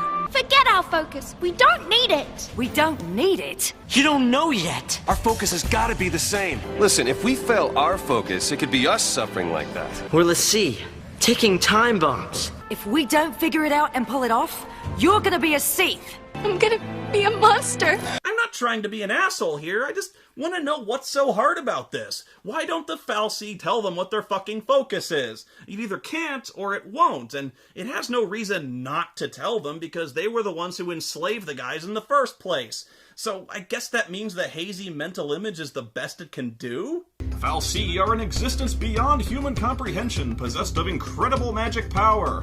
If they're so powerful and beyond human comprehension, how come one allowed itself to have its ass dragged around and blown up by the Sanctum? They're so far beyond human understanding that they can't speak fucking English. They've evolved to gods compared to humanity, but of course they can't pick up a fucking pen now, can they? Fuck you! Alright, men! Run stupidly out in the open instead of shooting them from the safety of cover! Great. A SciComm hit squad. Ready! Aim! Don't fire yet! Wait for it! Whatever you do, don't fire it! Ah, she's got a sword! What do we do? Don't surrender! No retreat, men! We 6 guys will succeed where our dozens of giant mechanized death robots completely failed! At this point, the group gets split into Team Genocide, Lightning and Hope, and Team We Have Absolutely No Plan, Saz and Vanille. Where we headed? Dunno. You don't know? You don't know yet. Saz decides to head for a city called Nautilus for absolutely no reason whatsoever. Their plan is basically, yeah, let's go, why the hell not? You spend 3 entire maps. 3! Literally wandering aimlessly. I'm not fucking with you. That's what it says. That's what it says. Read it. Fucking read it. This entire level is pointless. It contributes nothing to the story. You just run around fucking with fuse boxes to open the next segment. Oh shit. Evil 20-sided dice. Again, in the context of the game world, what in the hell are these things and what possible purpose do they serve? You mean someone just built huge floating bombs inside their industrial plant full of sensitive machinery and electronics? Oh, and this always bugged me. I've seen so many games do this and I really don't get it. You get a preemptive strike for attacking enemies from behind, right? But how is this any kind of surprise? They're 10 yards away! How can they not see me? But if I run up behind them, oh my god, we did not see this coming! Then you emerge into a forest, and you'd think being outside in the wilderness, in the middle of the forest, it'd be hard to still somehow be trapped in a fucking hallway, but you'd be dead fucking wrong now, wouldn't you? God damn it! Oh, fuck! Oh, fuck! Oh, sure! Killer tomatoes, why not? Fuck it! We got ice goddesses that turn into motorcycles, and deadly pulse robots that hop around on one fucking leg doing an Indian rain dance or some shit. I could take killer tomatoes, sure. And penguins! Oh, you have to watch out for those predatory magic-slinging penguins. They mostly come out at night. Mostly. And meanwhile, Hope and Lightning are walking into the forest of inexplicably sharp crystal swords. Hey, walking into one of those trees would be really dangerous, okay? So be sure and stick to the hallway, okay, guys? No, you may not leave the hallway. The wall of hexagons forbids it. And don't just go around it. They built this wall of hexagons for a reason. This is an army facility for turning wildlife into weapons. Oh, obviously, I'm sorry, right. You can see why I'd be confused, because they didn't put any guards of any kind anywhere, or even keep out signs, or lock anything. You know what you could have done is you could have put a wall of hexagons in front of the front door, and they'd have walked up and been like, oh shit, And I turn around. Yes! We've done it! We've made a cybernetic war machine out of a radish! With science! Soon we will be the most feared military in the galaxy! No! Impossible! They found its secret air juggling weakness! Well, in that case, I take this whole review back, because any game that reminds me of Tekken is clearly a masterpiece. After defeating the Robo-Radish, they go to Hope's hometown and sneak in, deciding to lay low at his dad's house. Because the Sanctum would never think to look for Hope at his own fucking house! They sneak in through a pipe into some place called the Nutriculture Complex, and I have no clue what the fuck Nutriculture is. Well, I don't really know for sure. You don't know yet! It's probably something to do with a fal'Cie sitting in the middle of the room, which Hope says produces food for the entire town. And I'd have no idea this was a fal'Cie if they didn't flat out tell me that it was, because this is the fourth completely different thing that's supposed to be a fal'Cie, and we have absolutely no common basis for comparison here. Anyway, this fal'Cie is so far evolved beyond human understanding that it completely fails to notice these two standing 30 feet away from it. I guess it's too busy crapping out Nutriculture. Food we ate every day came from here. This evil fal'Cie son of a bitch, selflessly feeding an entire town? That gives Lightning all the reason she needs to fucking kill it. Kill him and cut off the food supply. That'll make us popular. Our hero! Willing to doom thousands of innocent people to a slow, excruciating death by starvation. Now you're thinking like a Pulse L'Cie. I mean, okay, she's prone to violent, murderous acts of unprovoked rage, but, you know, basically a nice person. Okay, now that was just uncalled for. It's one thing to hit someone with a barrage of machine gun fire to the sternum, but a backhanded bitch slap, now that shit hurts. I think people have enough reason to hate us, don't you? I gotta give the kid credit. Hope manages to talk Lightning out of a mass murder spree, but now they have to sneak out of here and somehow avoid detection by the 8-foot-tall, slimy green tomato cyborgs with police lights and sirens on their heads. Well, fucking duh! What would you guard your food supply with, if not a giant sentient cyborg tomato with a police light on its head? You know, I wish we had those now, instead of wasting our time and money on something stupid like cancer research. You know, what do you want? You want a guy with a radio, I suppose. You think we're made of money around here? I suppose you want a guard dog too, right? Actually, that does remind me. Hey, how's my cyborg security system coming along? It'd be going a lot faster if this damned animal would just hold still for 5 seconds! Whatever, long story short, they get caught and surrounded. Now, the soldiers could open fire on them and kill them right now, and it makes sense, especially since these two have murdered dozens of their men. These are L'Cie.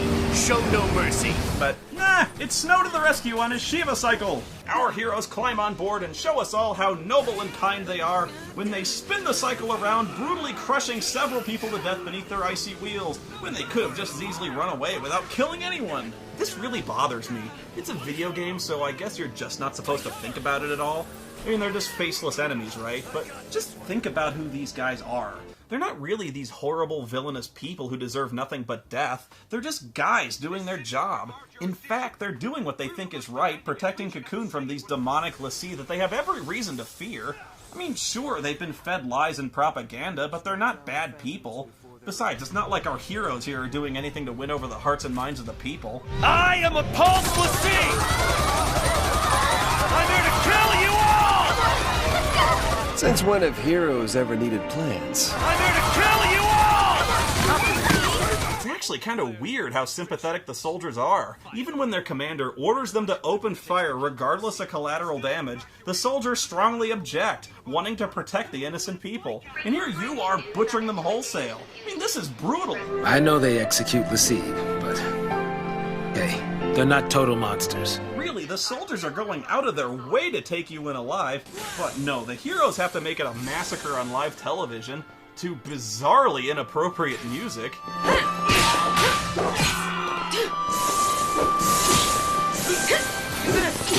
People are dying, man! This is the music you're going with? Whatever. So later on, Snow and Hope managed to shake the cops and decided to just stand around in the open drinking Mountain Dew. This whole time, Hope's been planning to stab Snow in the face, but he couldn't work up the balls to do it until now. What happens when your actions end up ruining someone's life? I know! It's all my fault. I don't know how to fix it. You don't know yet. Why don't you tell me what I deserve? The same fate!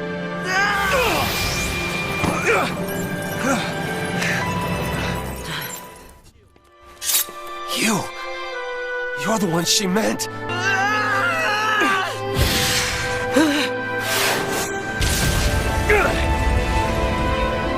Oh, wait, I seen this one. Let me guess. They get blown off a rooftop and they fall 200 feet and then they land head first and then, oh, come on, you know you want to do it. I want you to come on, do it, you motherfuckers. They walk off without a scratch. Come on, do it. Do it! Do it!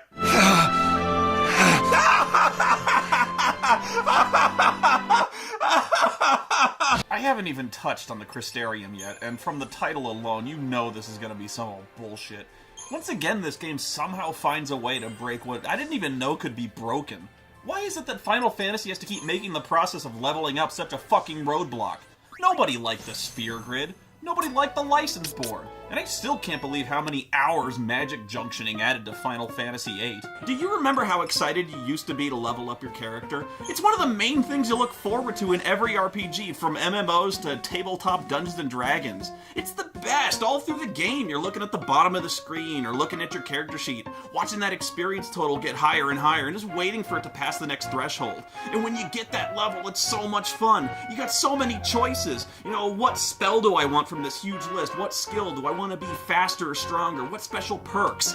Well, here comes the Crystarium to suck all that out of it. It's so tedious. There's no substance here. I'm not even kidding when I say leveling up is just holding down a button and watching a screensaver for a while. That's it.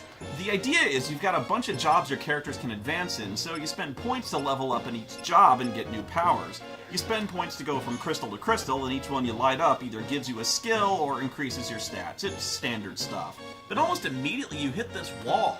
After maybe a half hour of gameplay, you'll go to level up, and wait, I've already maxed out my job? I just got it! Yeah, you'll just be playing normally, and without even really trying, you've maxed out the job you wanted to focus on. In fact, you'll quickly max out all of your jobs, all 3 of them, without even doing anything special. When I first played it, I was really confused. I thought I'd done something wrong.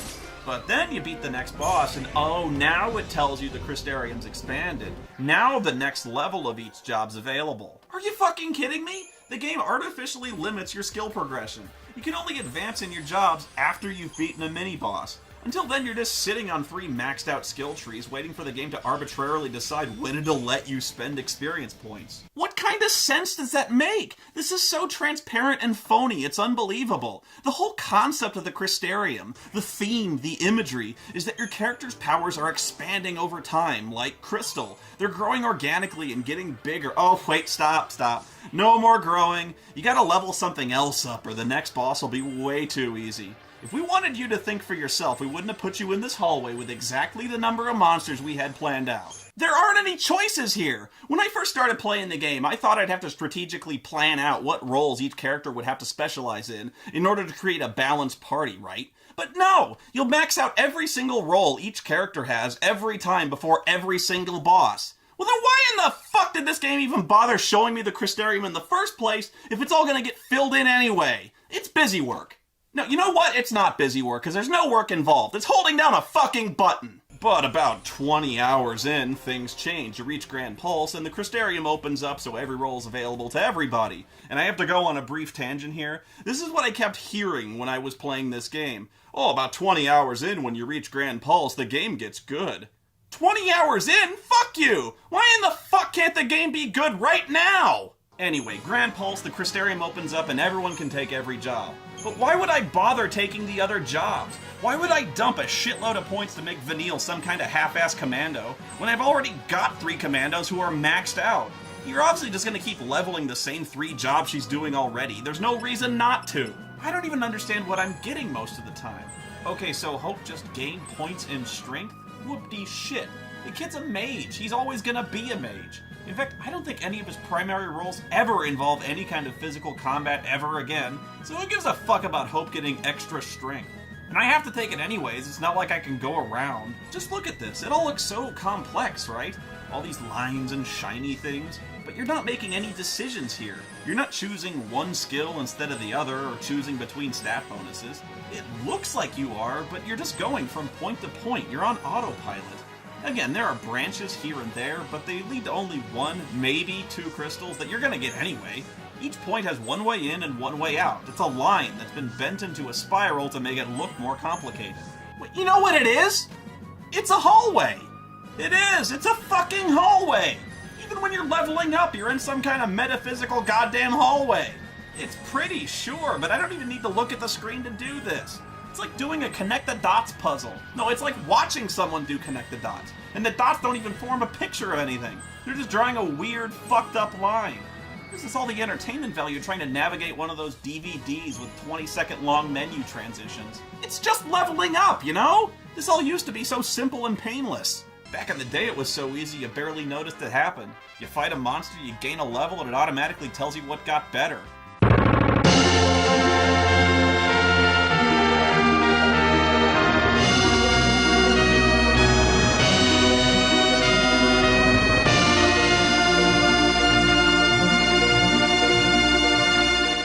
What's a paladin? I'm not entirely sure. Later Final Fantasy games had great job systems with tons of strategy. I get that they're trying to do something impressive and new. I mean, I can appreciate that. I'm usually the one screaming for change and innovation. But there's a difference between innovation and putting bacon in a milkshake, and then gift wrapping the milkshake. At the end of the whole process, you don't even feel like you've accomplished anything. Maybe you've gained some new skills or magic spells, but so what? You don't get to play with them. Everything's so chaotic on the screen and the spells are being thrown so quickly, there's not a real visual difference between them. There's no satisfying new impact when they hit. It's just a slightly bigger fireball that you're not really looking at anyway, and you're not even the one playing with it. The game just uses it on its own when it's appropriate. Okay, so that's the Crystarium. Wait. Hang on, I'm confused. What was I just talking about? I've been talking about the Crystarium this whole time, and what the fuck is a Crystarium? Seriously, I want to know. What is this? What the fuck am I looking at? I don't know what a Crystarium is. Is it a real, tangible thing in the game world? Or is it some kind of abstract concept? Where is the Crystarium? Is it in outer space? Are the characters in the game world aware the Crystarium exists and it somehow relates to their powers? I mean, obviously they must know they're getting stronger, but how do they know it's the Crystarium doing it? Are they the ones determining what roles they're getting stronger in and when? How would they know how to do that? Do the characters know when their Crystarium is maxed? And how do they know when it's not maxed anymore? The only good thing I can say about the Crystarium in Final Fantasy XIII is it's not the worst leveling system I've ever seen in my life. The worst would be the Crystarium in Final Fantasy XIII too, because somehow, impossibly, they managed to fuck it up even more. I mean, what in God's name is wrong with you people? I swear I'm gonna find the jizz whistlers who made these fucking games. I'm gonna leave you in the mountains with your asses sewn shut until diarrhea leaks out your fucking eye sockets. Fuck you, Square Enix. Fuck you! Looks like somebody's got a temper. You may be wondering why I don't have a problem with Lightning's Gunblade when I spent so long bitching about Squalls. It's fairly obvious, isn't it? It transforms between a rifle and a sword. It serves practical functions, and it's one of the only things that matches the high-tech feel of the game world. And then there's this. Saz's pistols turn into a shotgun? What? Where the hell did this come from? How does the ammo... How do the guns fit... Ah! I won't lie, I kinda want them. Oh wait, my bad. Snow and Hope did get hurt from their fall off the building. Well, kind of. I guess it makes sense. This fall was way worse than getting ejected from a crashing airplane. My question is, why is Hope the one who's hurt worse, even though Snow shielded him from the fall? Oh, sorry, now Hope's fine and Snow's in the bed with cracked ribs. Who's hurt here? I can't keep up. Whatever, so they've all managed to meet up at Hope's dad's house, where the cops find them instantly. Shit! How is this possible? We covered our tracks so well! I am a Pulse Lassie! I'm here to kill you all! Coming here was a bad idea. Boy, you guys aren't very good at this whole fugitive thing, are you? I don't think the police should be able to find your secret hideout by Googling your fucking name! But letting that one go, I think all they really had to do was follow the bloody trail of dozens of murdered cops. Speaking of, have you noticed that neither one of the kids is even slightly disturbed by the fact that they violently murdered dozens of other human beings? Can you imagine being 13 years old and then one day having to burn cops alive the same day your mother fell to her grisly death? You would not be okay! You'd be lucky if you were able to sleep ever again. Jesus Christ! These kids have gone from junior high to battle royal without batting an eye. Why don't you let me take point? Now you're learning. Can you imagine it? The rampant violence. Anyway, a fucking jetpack ninja strike team attacks, which is a lot more practical than just using your helicopters and bombing the everlasting fuck out of the house from orbit. No, I'm sure the jetpack ninjas can pull this off. The other guys with jetpacks have been dynamite so far. Why do you guys keep engaging these assholes in hand-to-hand combat? You're getting butt-fucked on national TV, guys. You don't have to be a tactical genius to figure this out. They're barricaded in a house, so drop bombs on the house and keep dropping bombs until the crater's so deep you can see hell. Yeah. Don't shoot! I'll show you what a sea looks like! Really?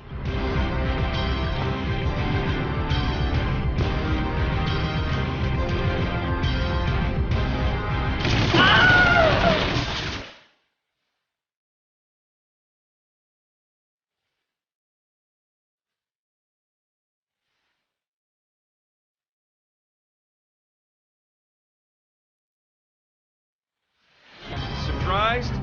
Expected some kind of monster? Do you really think these soldiers will be in the mood to negotiate when there's about 100 more orphan children in the world today because of this guy? They've literally watched Snow beat about 100 of their friends to death with his bare fucking hands. We want to protect this place just as much as you! I'm here to kill you all!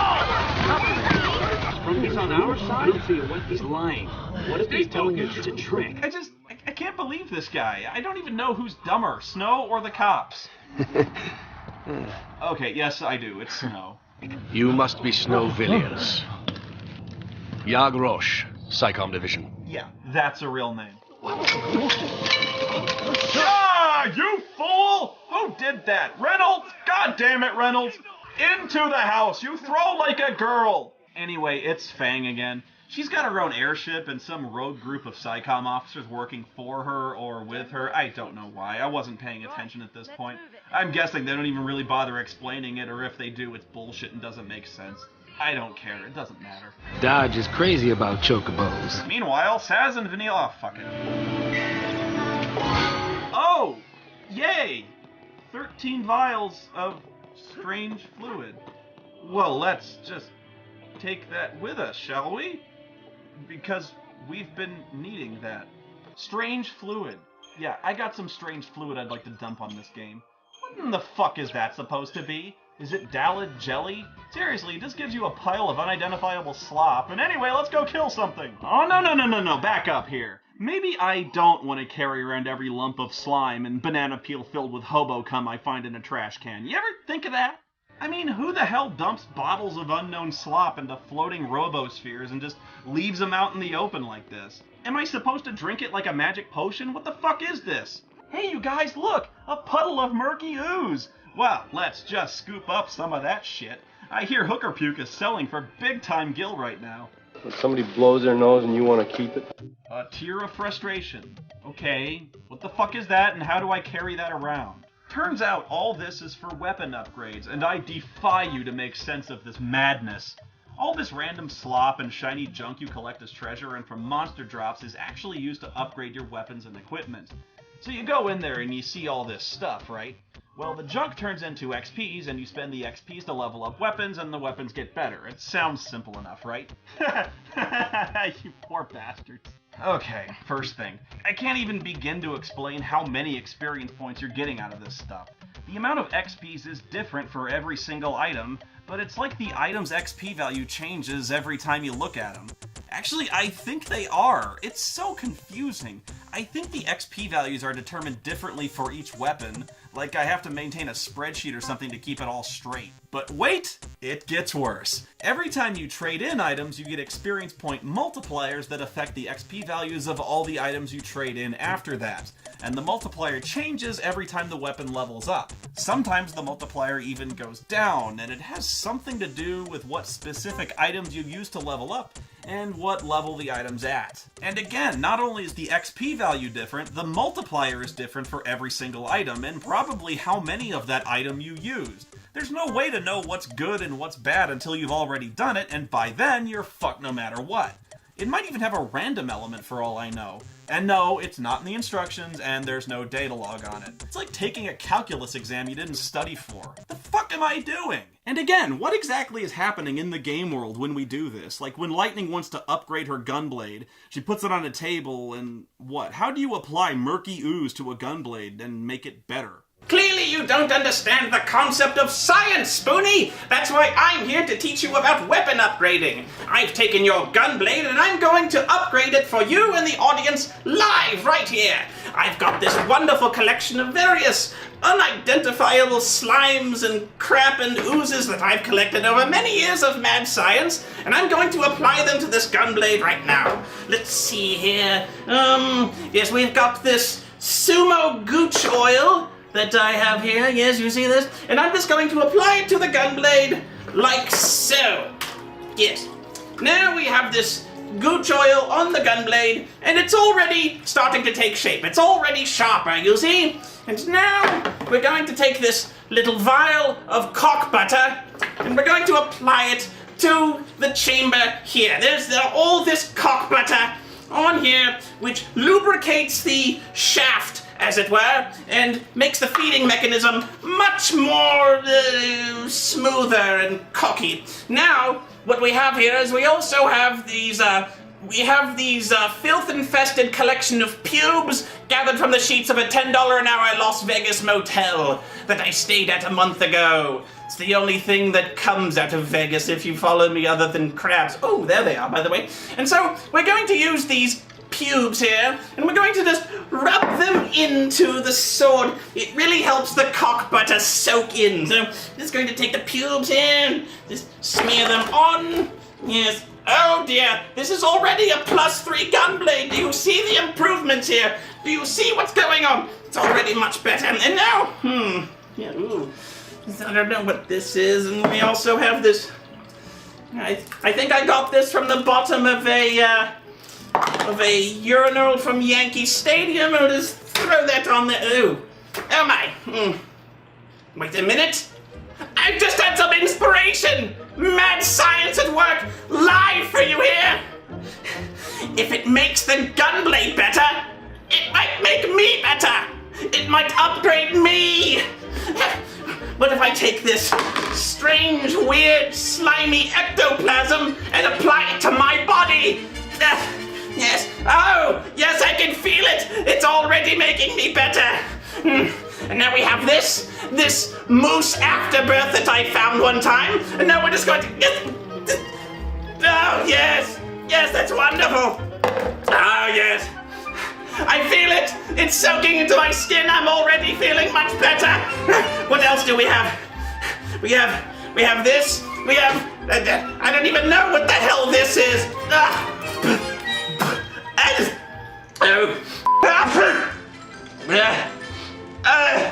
Hang on a second. I've just had another inspiration. If it works outside of my body, it must upgrade me inside of my body as well. So, what if I ingested these random collection of unidentifiable slop?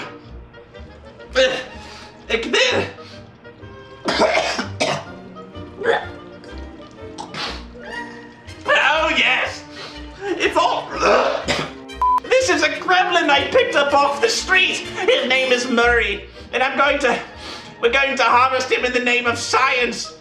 Yeah, here we go. I'm sorry, Murray.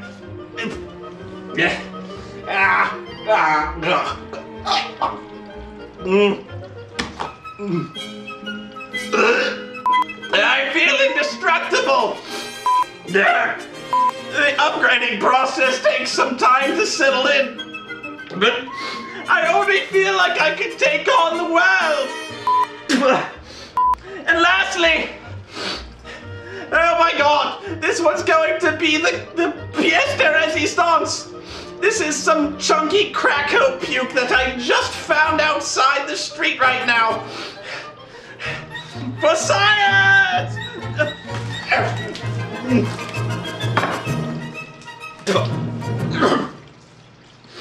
Well, I think we can safely say that both I and this gunblade are at the peak efficiency and are completely maxed out in level.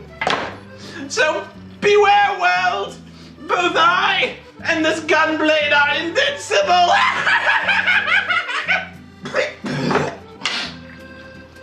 Back to you! Ow! My spine!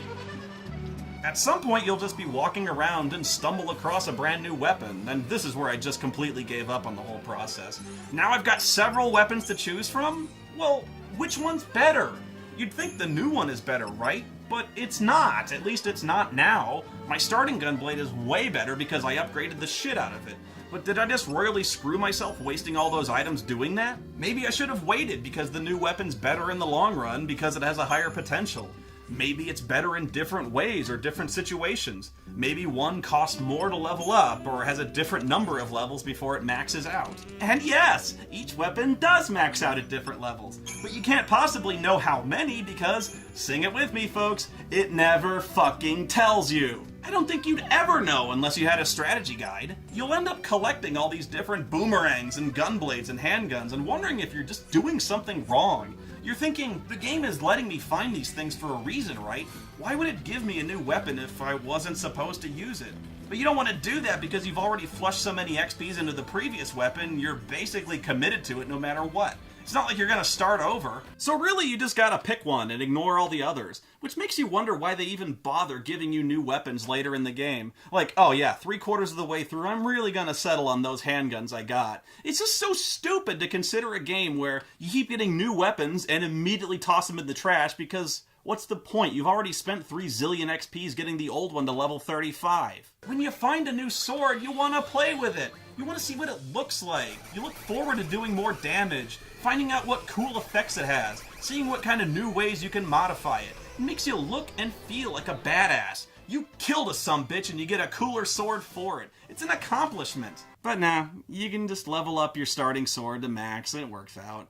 It just takes all the joy out of collecting loot, you know? It's counter to every instinct you have as a gamer. It's counter to the way games have been made since the beginning of games. Killing monsters and getting their money in cool loot so you can use it to kill more monsters and get their money in cool loot is like the main reason most people play games to begin with. There's entire games built around this concept. Monster Hunter, Borderlands, Diablo. You wouldn't see Link walk past the Master Sword and think, whatever. Yeah, I already put so many experience points into my uncle's starting sword, there's no point in starting over. I'm not really asking for that much, am I? I just want to open a treasure chest and find a magic sword I can use. I don't want to open up a treasure chest and find a 6-pack of cat piss. When did this be? Doesn't it bother anybody that there's a man running around a children's theme park visibly heavily armed? Not a lot of security here. You know what kills me about this level? We're at an amusement park and there's absolutely nothing to do. Like, no minigames or anything, not even combat. Remember the festival in Chrono Trigger? You know, the one with fun things to do fucking everywhere? The one that lets you explore and interact with people and listen to really great catchy music? Now let's look at another example, the Golden Saucer from Final Fantasy VII. Yeah, there was only, 7 things to do there? Including this silly little minigame, I doubt you've heard of it. The Chocobo races? Yeah, I suppose it was okay. Now let's take a look at Nautilus again, which I remind you, is a theme park where the theme is chocobos. And there's no chocobo races. There's not even a fucking t-shirt stand. There is nothing to do at Disneyland. How do you fuck this up? You put an amusement park level in your game with nothing to do. It's like going to Amsterdam and finding they ran out of hash! Imagine playing Casino Night Zone in Sonic 2, but you don't actually get to jump into the slot machine or play pinball or anything. Oh, you'd see it. It'd be in the background over here and it'll look really fun, and you just walk past it and the level ends. Fuck this shit! I will be fair. They do put a casino and chocobo races in 13 too. Guess what? They fucked that up too! What about you? You got someone special out there? Special? No. Really? Now that is kind of sad. Okay. So we've got a black guy running around an amusement park with guns and hitting on young girls. I'm not saying. I'm just saying. Eventually, the Sanctum finds them, of course. You'll notice that's pretty much how you spend 90% of this game. They go someplace, the Sanctum finds them, so they beat up a robot and run away. Then they wonder what their focus is, and then the Sanctum finds them again, and they beat up a robot and run away some more. What I really want to know is who builds attack robots that dance? I guess that's probably why Ed 209 was such a disaster. Now don't get me wrong, if you want a no-frills urban pacification robot, hey, Ed can do that just fine. But if you want a military attack robot that can do an adorable dance, hey, you'd better buy from Apple. Ed 209's really good at the urban pacification part, though. Wow! Now that's more like it, another mech with a big dick laser. After beating the robot, Saz's kid appears. Daddy, I found you! And then immediately turns to Crystal. And he does it in a manner entirely inconsistent with the way Sarah turned to Crystal. It turns out the kid was being used by an evil, sexy librarian to find him, because all l'Cie get destructive magic powers, except for this one who becomes Cerebro. The capture of undesirables. It seems that was your son's focus. So the kid's focus was to find Saz, even though Saz was in the same room as him when he got his focus, meaning his focus was to find Saz after Saz became a l'Cie, which is something the other fal'Cie could not have possibly known would happen. Oh my god. Snake, you've created a time paradox. Then you fight Saz's Eidolon, which is a mispronunciation, but after the Eidolon graces him with his presence with a severe beating, turns into a magical dune buggy, which is cool, yes, but not nearly as cool as a motorcycle made of two chicks who scissor while you sit on one and titty fuck her. But instead of using his dune buggy made out of a god to kill his enemies, Saz just lays down and pretends to be dead, leaving the enemies to encase him in carbonite and also capture Vinny. Oh, come on! A glowing fucking robe! You're telling me the soldiers brought extra glowy robes with them? Kiss my ass! I just want to know why. Do be careful with those.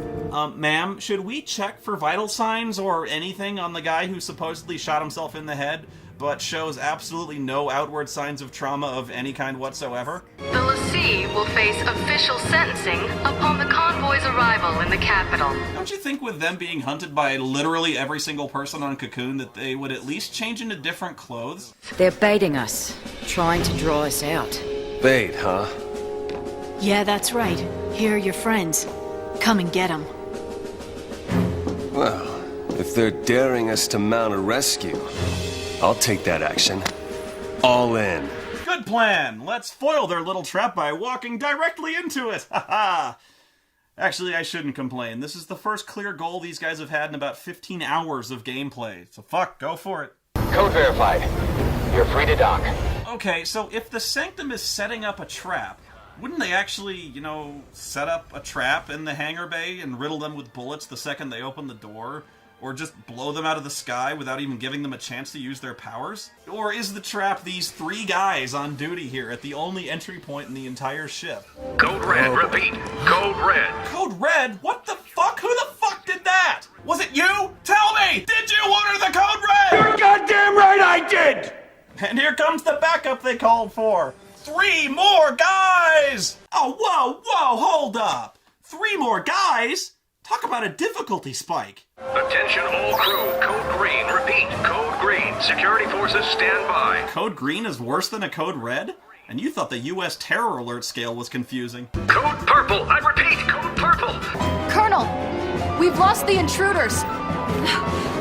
That means we're code yellow. No, wait. Code blue? Sir, are you absolutely sure? It does mean changing the bulb. Intruders located! They're on the weather deck, starboard side. Make it rain! I don't really see how that's gonna help, but okay. We're making it rain! Woo! Yeah! Millions of dollars! Millions of dollars! Millions of dollars! Humans have no business here. What? Your Eminence! What? Magic?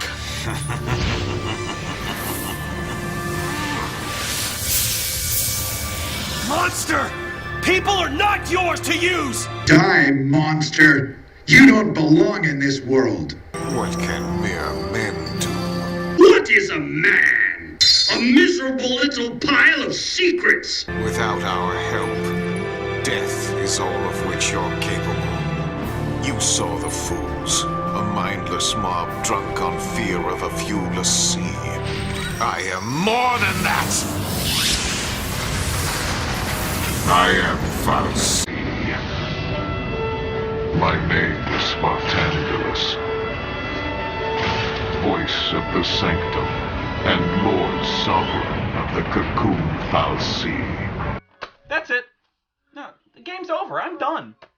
The plot has officially collapsed in on itself. There is no point in recapping any more of this story, because the whole thing, all of it, revolves around these godlike beings known as the Falsi, whose thoughts are so advanced and alien and complex that the only part of it that humanity can possibly understand is a hazy, vague mental image. I am Falsi.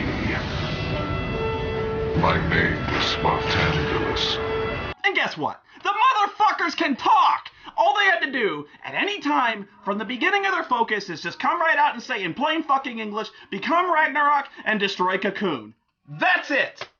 But no, they don't do that. Why? No fucking reason. Because it's literally the only thing that every Falsi that exists wants.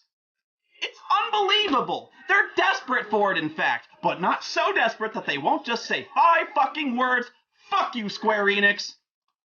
It's unbelievable. I don't understand how this piece of shit exists. I really don't. How many levels did this story have to pass through for them to not only make this game, but to build an entire fucking franchise around it? I'm done. It's pointless. I'm screaming at a brick wall at this point. This is the worst fucking story I've ever seen in my life. Fuck it. You know, how is it even possible to care at this point? Because there aren't any rules anymore. Like, the Falsi, they can't talk, except, now they can. They're gods with thoughts that are incomprehensible to mortal humans. Incomprehensible is right, because every single thing they're doing is so incomprehensibly stupid that somehow impossibly they've found a way to suck at killing themselves. And yeah, that's Bartandulus' plan, to make them kill him, and then destroy another Falsi named Orphan, which in turn will destroy Cocoon. Orphan? The font of Eden's power. Destroy Orphan, and you'll release a force such as this world has never seen. Cocoon will be torn asunder. So if I did that, destroyed Orphan? Your focus will be fulfilled. Then Cocoon explodes, killing you in a fiery rain of twisted metal with every other human being. So it's win-win. Allow me to help you see the truth of things. Now witness the firepower of this fully armed and operational battle station. Your friend wept crystal tears. This was because her focus required that you be brought together. It was I who allowed the Alliance to know the location of the shield generator. If you will not face the truth, then face the peril of your plight. If you will not be turned, you will be destroyed. Put Captain Solo in the cargo hold.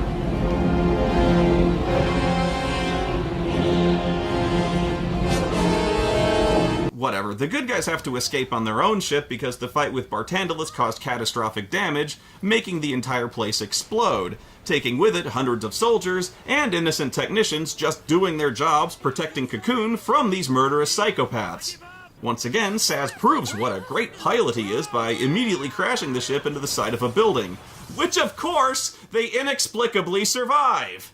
Yeah, they hand-wave it away because a wizard did it. Something wanted us to make it out of there. We made sure we did. They have no idea where they are at this point, so of course they have to read a data log to have any fucking clue, which they say is some pulse ruins beneath Eden. How the hell are we supposed to know that? Got me! I give up! I thought this was Nautilus since it's the only city we've really seen, and it kinda looks like Nautilus, doesn't it? And as usual, I have no idea where Eden is in relation to anywhere else. Where are we? You know what? Doesn't matter. I'll tell you where they are, because when you come down to it, it's the only detail that matters. The longest goddamn hallway we've seen in this fucking game yet. That's where we are.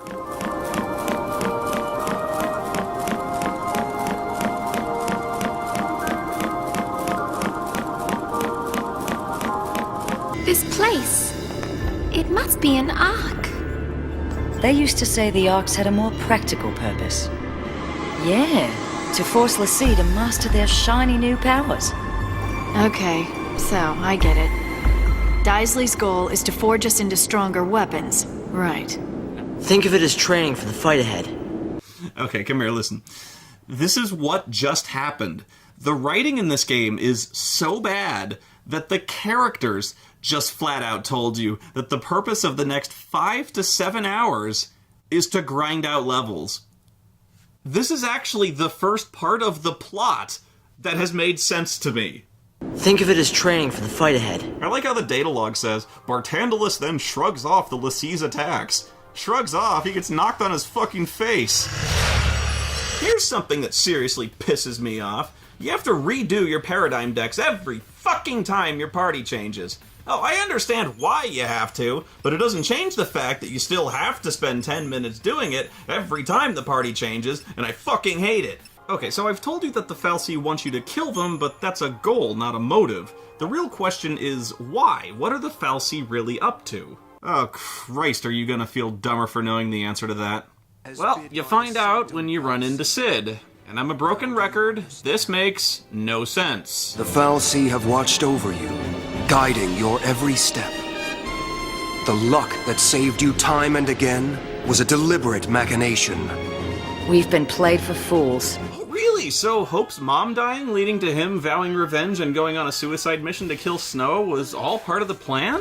Was Sarah's getting thrown onto the fal'Cie when they could have just as easily flown in any other direction or been blown out of the sky? All part of the plan. A Cocoon fal'Cie? Why? Why? To restore the Maker. The Maker?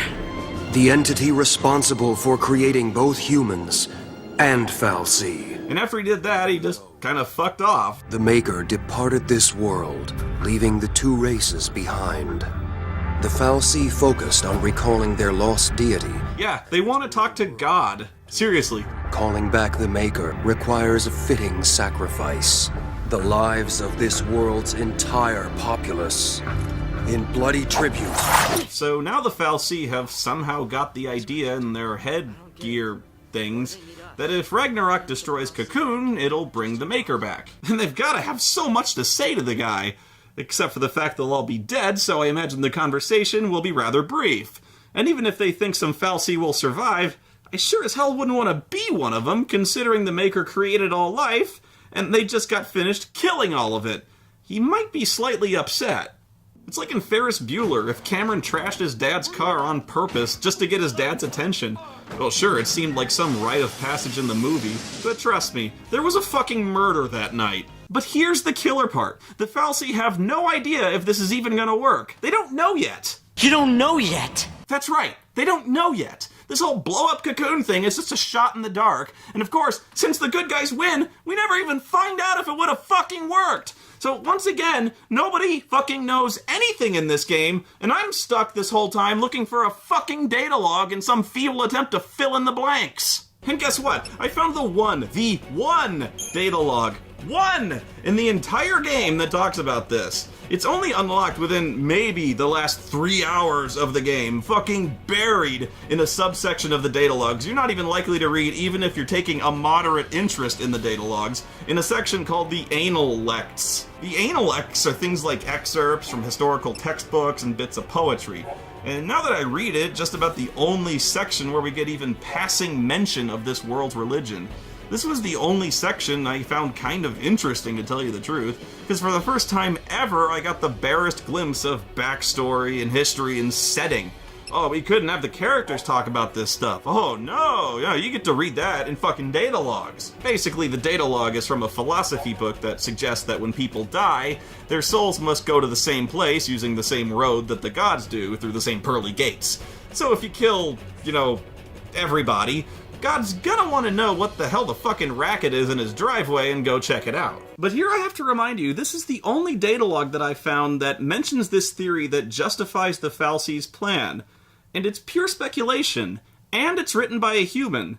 So I'm not sure what to think here. Did the godlike fal'Cie all read this textbook written by a human and think, this makes total sense to me, and then set into motion a plan to eradicate all life in the world? Isn't usually the other way around? A human reads a book that's supposedly written by a deity and then commits genocide based on its teachings? I don't get it. Why do they need us? Couldn't the fal'Cie end Cocoon with just a thought? Hey, yeah! Why can't they do that? Their existence is bound to the creation and maintenance of this floating shell. It is their very nature that holds them in check. They can't destroy Cocoon because the law of robotics. They can't destroy Cocoon because of focus bullshit, and if it involves a focus, we don't have to explain it, so you must destroy Cocoon because it's your focus, and there's no stopping it, unless you just did nothing. If we can stop this by doing nothing, we'll do nothing. Don't start again. No, they don't understand. They just shake and try to break whatever peace I make. Final Fantasy XIII! The only winning move is not to play. Why did Bartandalus choose a group of completely unreliable people, most of whom hate each other and are also not trained combatants, to carry out his master plan? Why not any one of his fanatically loyal religious nutjobs? Like Sid? And if he wants to die that much, why does he bother fighting back? You don't even need Ragnarok, dude! What's Ragnarok? What's a paladin? And yeah, the fal'Cie can't destroy Cocoon themselves because, I don't know, programming or a focus or something. Oh, but they're allowed to enslave, murder, start riots, start wars, unleash monsters on a civilian populace, and wipe out people the old-fashioned way. So what's the problem? In fact, that's pretty much what Bartandalus starts doing, and it seems to be going off without any meaningful resistance until Lightning's group shows up and stops him. And he created them as l'Cie, meaning, once again, Bartandalus' plan is so stupid, he sabotages himself. Now, yeah, if our guys do nothing, they'll die, but they're gonna die anyway if they kill orphans, so who cares? And if they do nothing, Bartandalus would kill thousands by starting a pulse invasion on Cocoon, which he does anyway the minute they arrive. In fact, I could easily argue that the collateral damage caused by their active involvement has been far more catastrophic than anything Bartandalus himself has done. Yeah, everything went according to the fal'Cie's plan, huh?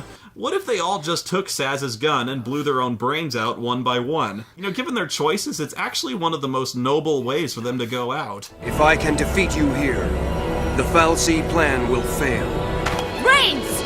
I will use all my remaining power. I could maybe help you fight the fal'Cie or something, but instead I'll just try to kill you. I will set you free!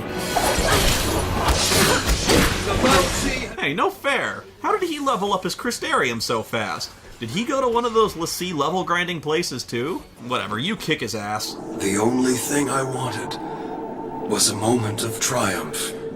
How it ends isn't important. Just do what you know is right. Trust yourselves.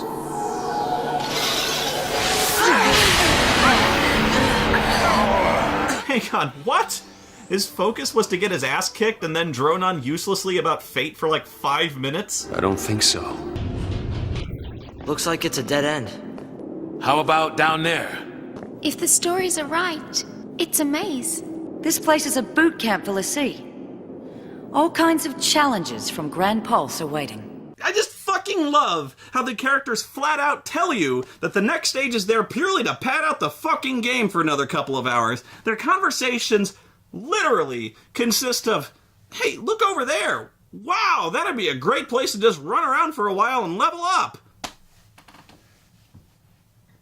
This is the worst written game I have ever played in my fucking life. I am being real with you.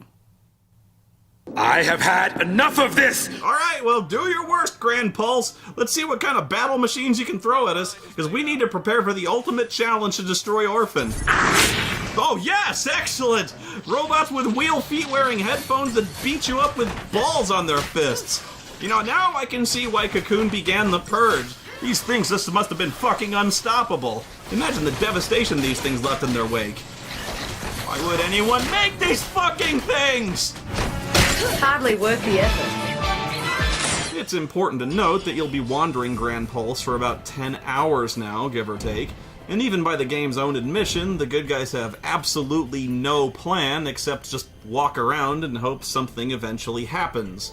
Don't worry. I could sit here for hours. Well, something eventually happens, thank fucking God. They find Sarah! Sarah.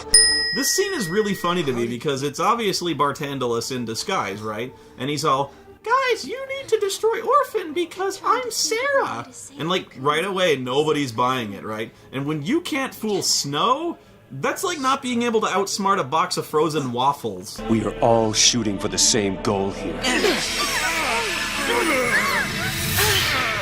And the result of that is this. But what I want to know is, before all this started, do you think he really thought this whole Sarah thing might have worked? You know, he's thinking, the blonde idiot, his love for the girl with a stupid ponytail will be his undoing. I will change into her slim, supple teenage form for a while, and he will be unable to resist the allure of her tight, sexy body. The feel of her firm, perky breasts and her smooth, creamy thighs. Soon I will deceive them into destroying Orphan. My plan is flawless. I mean, it works in theory, except for the fact that he's a creepy old fucker shapeshifting into the body of a sexy high school girl, and he's acting like a depraved weirdo. It just makes this scene hilarious if you imagine he really wanted this plan to work, and then it just fell apart immediately. Look how cool he plays this, right? I mean, they just completely call him on his bullshit, and he just shifts into Palpatine mode and plays it like, yes, that was but a lame example of my ultimate power. I can do so much more.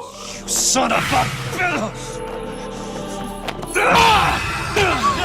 You betray your fal'Cie to chase after dreams and shadows. The world you claim to wish to protect now faces the end of days, with no hope of salvation. Come on, what is the point? You know, dressing up like his girlfriend ain't exactly playing mind games on the level of the ending to 7 if you're trying to provoke this guy to murder. Plus, you're never gonna know how long he was prancing around in Sarah's body, and never be able to mentally unsee what he was doing to himself at the time. Oh, so the fal'Cie can change their normal shape too? It's a huge scary face! I still think those Mr. Potato Head feet are just too cute. They do undermine his menace a bit, though. The time has come. What is with this guy? Why do you keep acting like you're winning? Keep slapping the shit out of him and he's always, once again you've kicked my ass and walked right into my trap. Allow me to extend my invitation to save a people beyond salvation. To denounce the evils of truth and love. To extend our reach to the stars above. Jesse! James. Cocoon suffers. Release her from the pain. This isn't going to work, man. The worst way to get people to voluntarily cooperate with you is to repeatedly try to murder them. You have nothing to offer them. No reason, no incentive for them to blow up their own home and everyone in it. There is literally nothing you could say to drive them into a murderous rage so blind that they would destroy the world just to get to you. I shall savor the demise of Cocoon from atop the highest seat in all of Eden. Stop! know that voice. I know that voice. Will you not at least slay Orphan and make it quick? God damn it, I know this voice. I swear I do. Something about it just pisses me off. It's not Titus. It's not the guy who plays Titus. I know that. It's just... You too should hurry along to the heart of our grand capital. I need to check this. I need to check IMDb, so hold on, okay? This guy, he's doing something with his voice, and I don't know what it is, but I never forget an asshole. Come on, where is he? Bartandalus. Who the fuck is this guy? I don't recognize any of this. What the fuck? You're in my way, sir. What the fuck? You're in my spot, sir. You're in my way, sir. Ah, you fool! Need you to move. Move over, sir. You son of a bitch! What the fuck are you talking about? Out of the way. I will punch you in the fucking soul, you fucking asshat! You're in my way, sir. Screw Cocoon! Kill this motherfucker and rape his heart as you watch the world burn! Yes! Burn, motherfucker, burn! Who's in the way now, Reynolds? Who's in the way now? Damn it. This makes no sense. Why are they doing exactly what the bad guy has ordered them to do? Remember, killing Bartandalus destroys Cocoon, and they know this. He's flat out told them this, in fact, so maybe you guys should rethink the whole thing. Ah, shit. So a mechanical owl flies in and then turns into some kind of starship thing. Hang on, I thought he wanted to die, so why is he running away? And he can fly, and he's basically a god, so what the hell does he need with a starship? What does God need with a starship? Oh, so now he leaves it behind so they can follow him. I get it. Okay, fine. Although, once again, all they have to do to completely foil the villain's ultimate plan is nothing. And they know this, so they'd have to be complete and utter morons to get on this ship and fly back to... of course.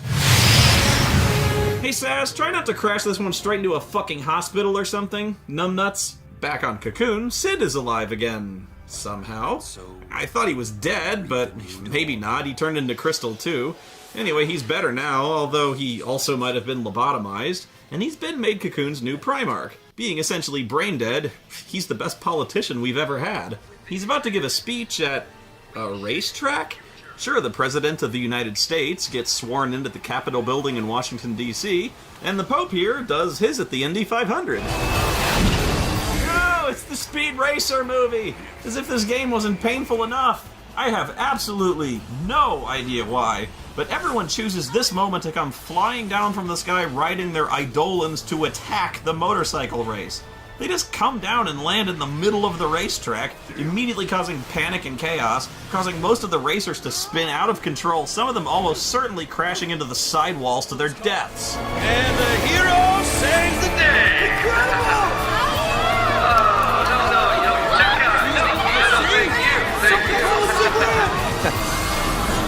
Probably should have covered that. No fucking shit! Probably should have covered that from the first fucking minute you got the brands. Probably should have changed clothes so the cops couldn't ID you immediately. You probably shouldn't have done this. I am a Pulse Lassie! I'm here to kill you all! Now!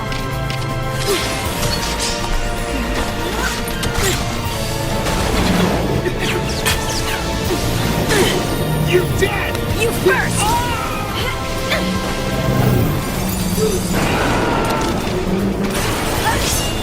Okay, I'll admit, in terms of choreography and animation, that scene was fucking awesome. But as usual, in context, what in the hell was the point of that? Why did they go down there and just attack a motorcycle race? That accomplished nothing but collateral damage. Oh, instant daytime. Thanks, nameless unexplained fal'Cie, for doing that for no reason. Oh crap, another robot boss. It's an Anavapata.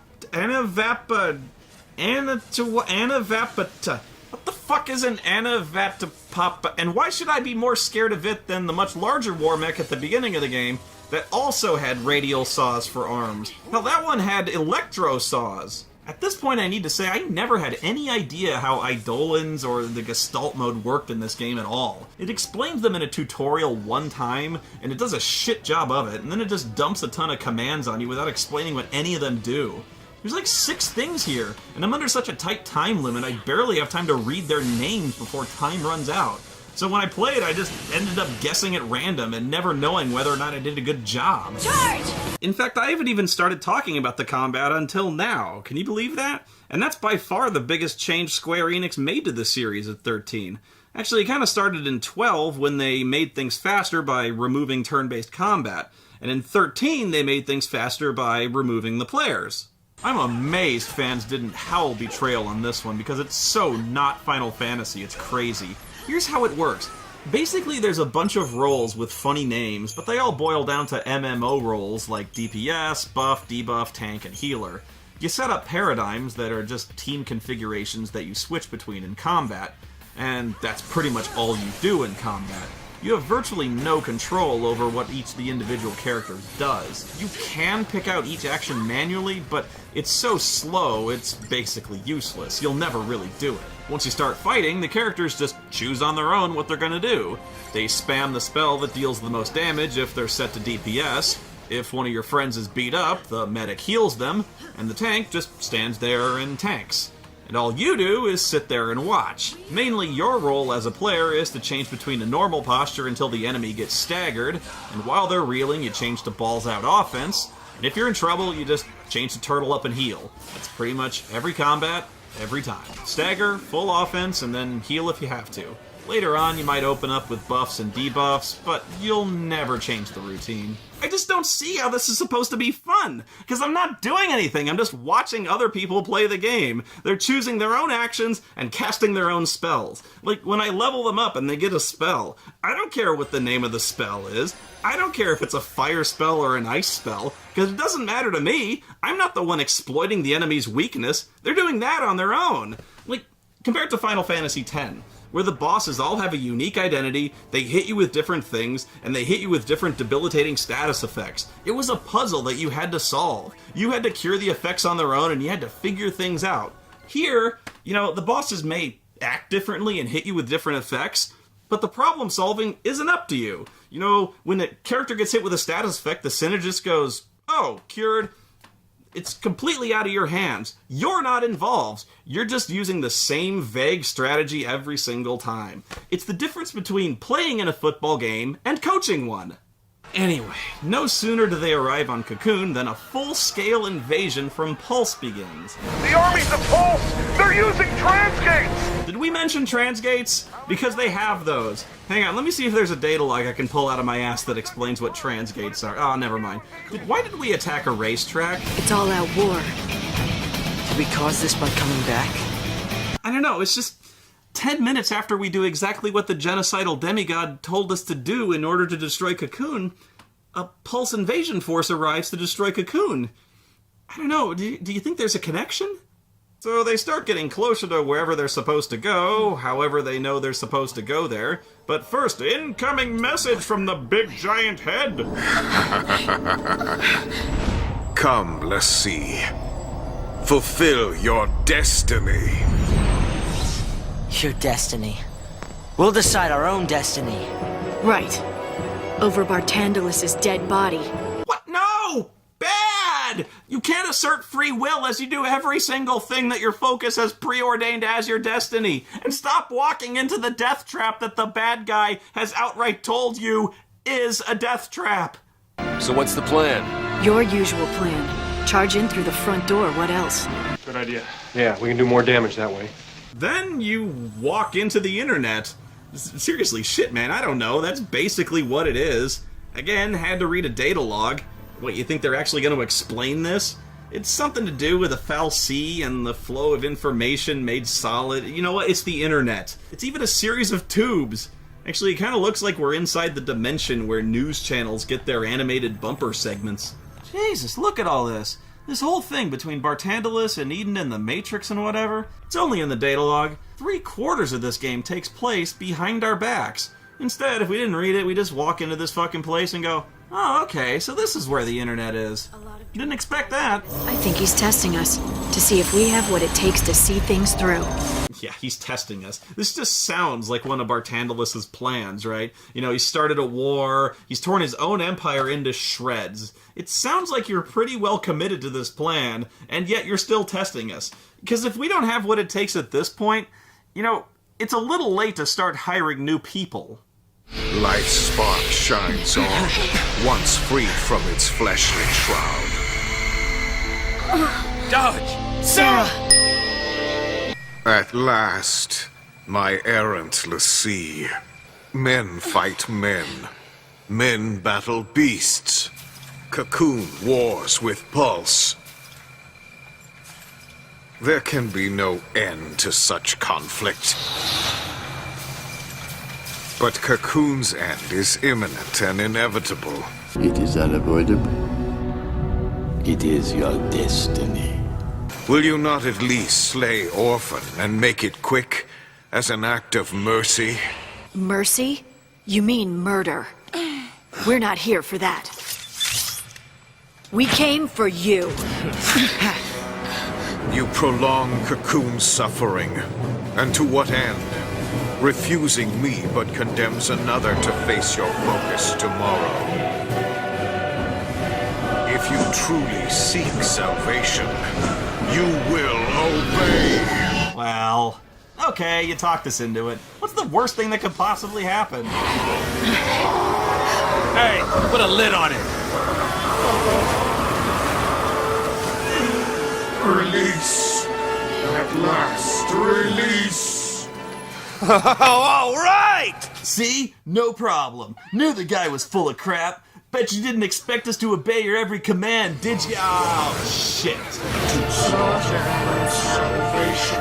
And so we thank you for granting us our longed-for birth. Daisley?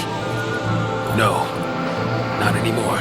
We are the abandoned, born for now to die. Our name is Orphan. By our hand, shall know redemption. Wait, I mean annihilation. There's 3 stages to this boss fight. I've seen people complain that he's really hard, but I don't know what to tell him except, you suck at video games, because he's ridiculously easy.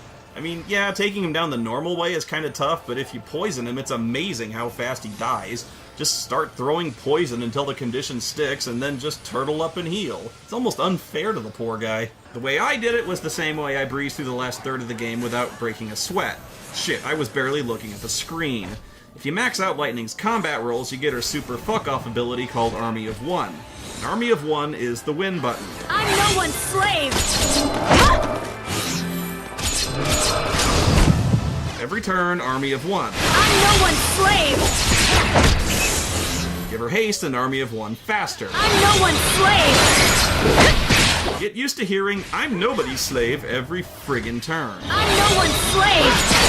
I'm no one's slave! I'm no one's slave! I'm no one's slave! I'm no one's slave! It's not even challenging. Army of One does a shit ton of damage on its own, but once you get Orphan staggered, which isn't even that hard, Lightning's damage output is fucking hilarious. Who needs Ragnarok? Just spam Army of One. She'll fucking cut Cocoon into ribbons. But no, can't kill him the normal way. Orphan just keeps bitching about Ragnarok and keeps doing the Emperor Sith lightning thing on everyone. I'll do it! I'll destroy you! The hell you think we were just doing, lady? Delivering a fucking pizza? But suddenly, it's at that moment their l'Cie brands give out. Most of them instantly turn into robot zombies, which ironically has dramatically improved Cocoon's odds of survival. That's enough to push Fang over the edge and become the Super Beast. Kind of, I guess. Yes! Let anger be your strength! Ragnarok's a little shorter than I thought she'd be. So she goes on this rampage, but then we abruptly fade to white to what I assume is this montage taking us back through the group's deep, abiding friendship and their growing bond as a family or some crap. You know, like that time Sass threatened a teenage girl with a gun to her head? Or when he almost blew his own head off in front of her? Or when Lightning punched Snow in the face multiple times? Those were good times. That's just real friendship right there. Anger didn't drive us. Yes it did! Look! We just had things worth fighting for. How many times must you fail? Yeah, there's a question I'd like to ask the people who run Square Enix. We take the form of Ragnarok. Deliver us that which we have too long been denied.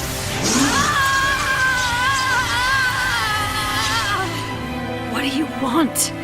He literally just told you. Idiot.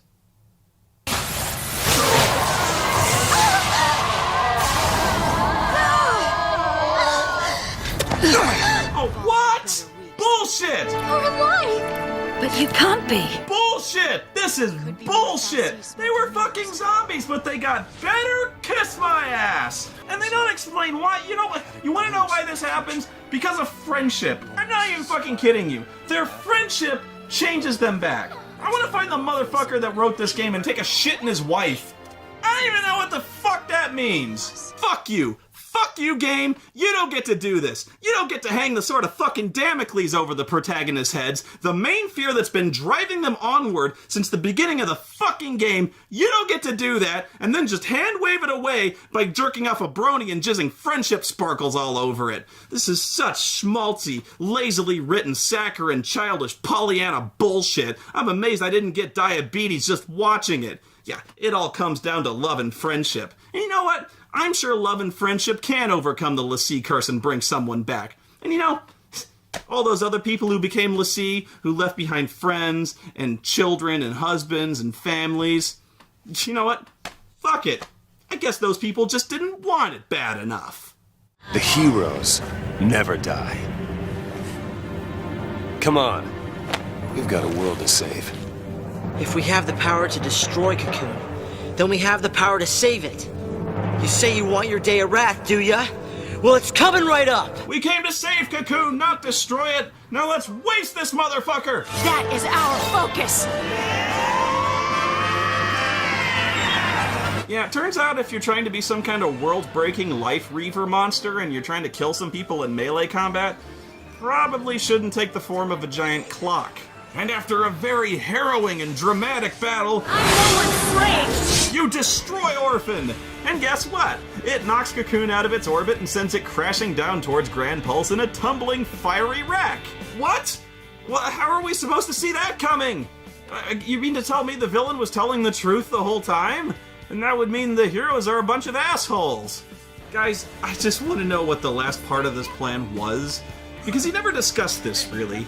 Okay, now you just destroyed Orphan, Cocoon is bombing towards Grand Pulse like a fucking meteor, and then what? Because I'm just fuzzy on the whole we have the power to save Cocoon thing you mentioned, because it doesn't look like you're doing anything to stop it. Frankly, it looks like you were all full of shit. You don't have anything, do you? Okay, your plan to save Cocoon sucks. Yo, boss. What's the plan? Charge in, guns blazing? Hey, that's not a plan. Real heroes don't need plans. No, yeah, you know what? Yeah, you kind of do, Snow. You kind of do, because your little improv routine just got several million people killed. The heroes never die. You're not a hero, Snow. You're a fucking idiot. As they fall, Fang and Vanille somehow come up with this really weird plan together. They both turn into Ragnarok. Can two people even do that? Well, I guess they can, and they dive into Mount Doom, and for some reason this splooges lava all over Cocoon, which immediately all turns into Crystal, and the Pillar of Crystal keeps Cocoon from crashing into Pulse. How did they even come close to guessing that would work? How did they even know they'd all turn to Crystal at that exact moment? You know what? Fuck it. Game's over. Please, God, let it be over. They did it. They saved the world. No, they gave us a new one. That's one gift I'll forgive him for not rapping. This is as much as we can do. The rest is up to you. Remember, Highlander, you've both still got your full measure of life. Use it well, and your future will be glorious. Sarah! It is. Snow! Sarah! Wouldn't everything in Cocoon be slanted at a really weird angle now, like the floors, since everything fell and shifted around? And so the game ends, with everyone happy. Except the hundreds of children orphaned by lightning, and Hope, whose mom got killed following Snow, who, by the way, has learned nothing whatsoever about the consequences of his brain-dead heroics. And then there's me, who just wasted a year of his fucking life trying to explain to you how this is the worst written piece of filth I ever seen in my fucking life. And then there's whoever's gonna be stupid enough to walk through that fucking door, because in a few minutes, I'll be hauling pieces of them out in fucking hefty bags. Now, if you'll excuse me.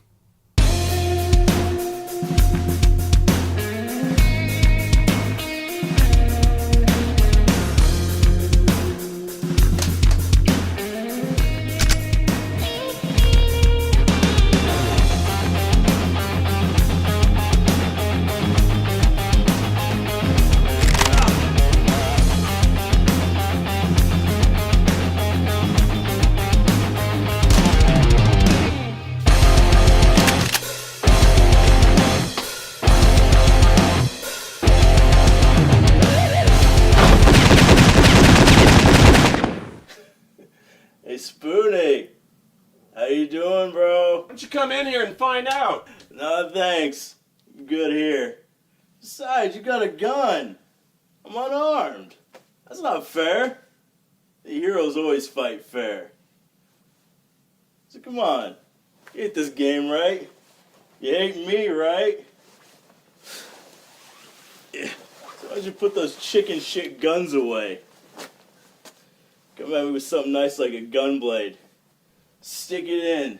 See what's in there when you turn it. Alright. Really? Yeah, totally. Alright, but like you swear, right? Yes, I swear. Okay. I knew you were alive. Oh! Ah! Oh, the fuck, bro! Oh my god!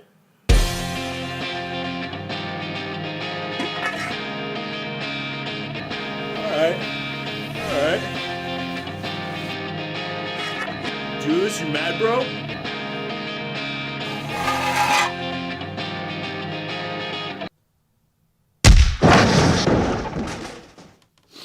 Oh. Look at this retro piece of crap. This thing's for wimps, bro.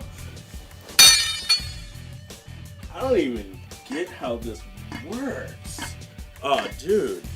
Oh, you're like shit. Here, let me help you out. Wake up. Got a lot of books, bro. Gotta go digital. Data logs. D&D? Oh, God, I love kicking your ass. What? Oh, man. You got all this D&D shit? Fucking comic books? You got, I don't even know what you got over here, man. I don't even know what to make of this, man. Like, what the hell's a VCR? What's this sissy crap? I am totally psyched. The whole class is gonna be at the party. Ah! Son of a... Ah! Harsh! Oh, the fuck was that? Whoa! Your heroes don't need stores! In fact, getting kind of bored! Man, didn't even need the gravity thing in my coat to kick your ass. Man, this gravity coat is awesome. Amplifies my punching fist with the strength of a black hole. Black hole, huh? I got plenty of those.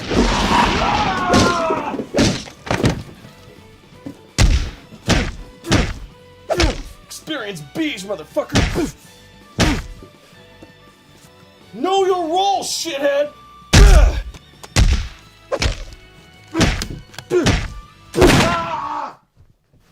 Fuck. Just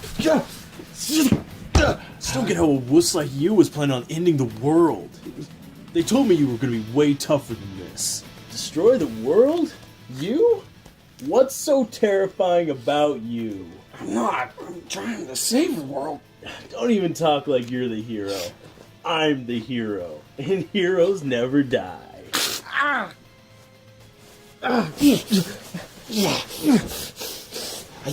Fuck guys like you and Tekken.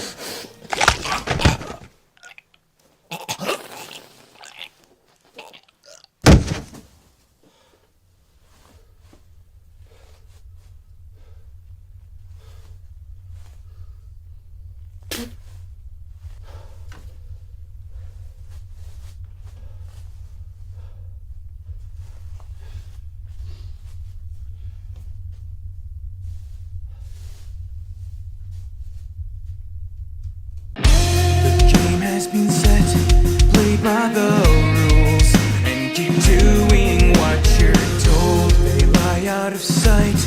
Yet I'm the heathen holding you accountable. Are my pleadings loud enough for you to hear? In this fucked up world in which I wonder, should I live?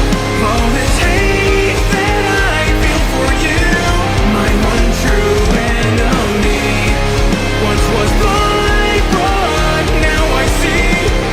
Makes me question, why have we become, or always been, just the pawns upon the board? So be entertained and try to avoid the truth that's blasting in your eyes.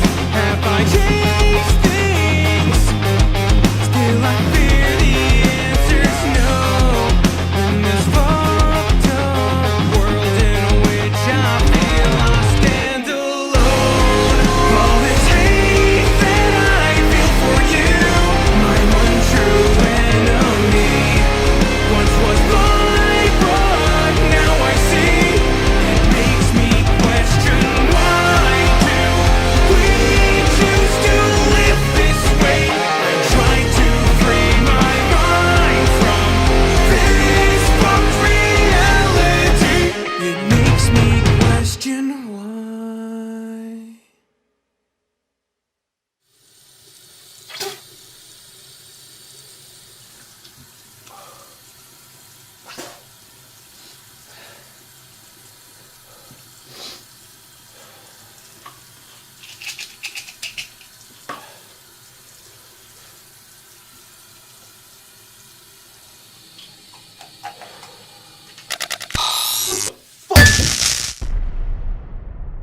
今日は残業なしだぞっと。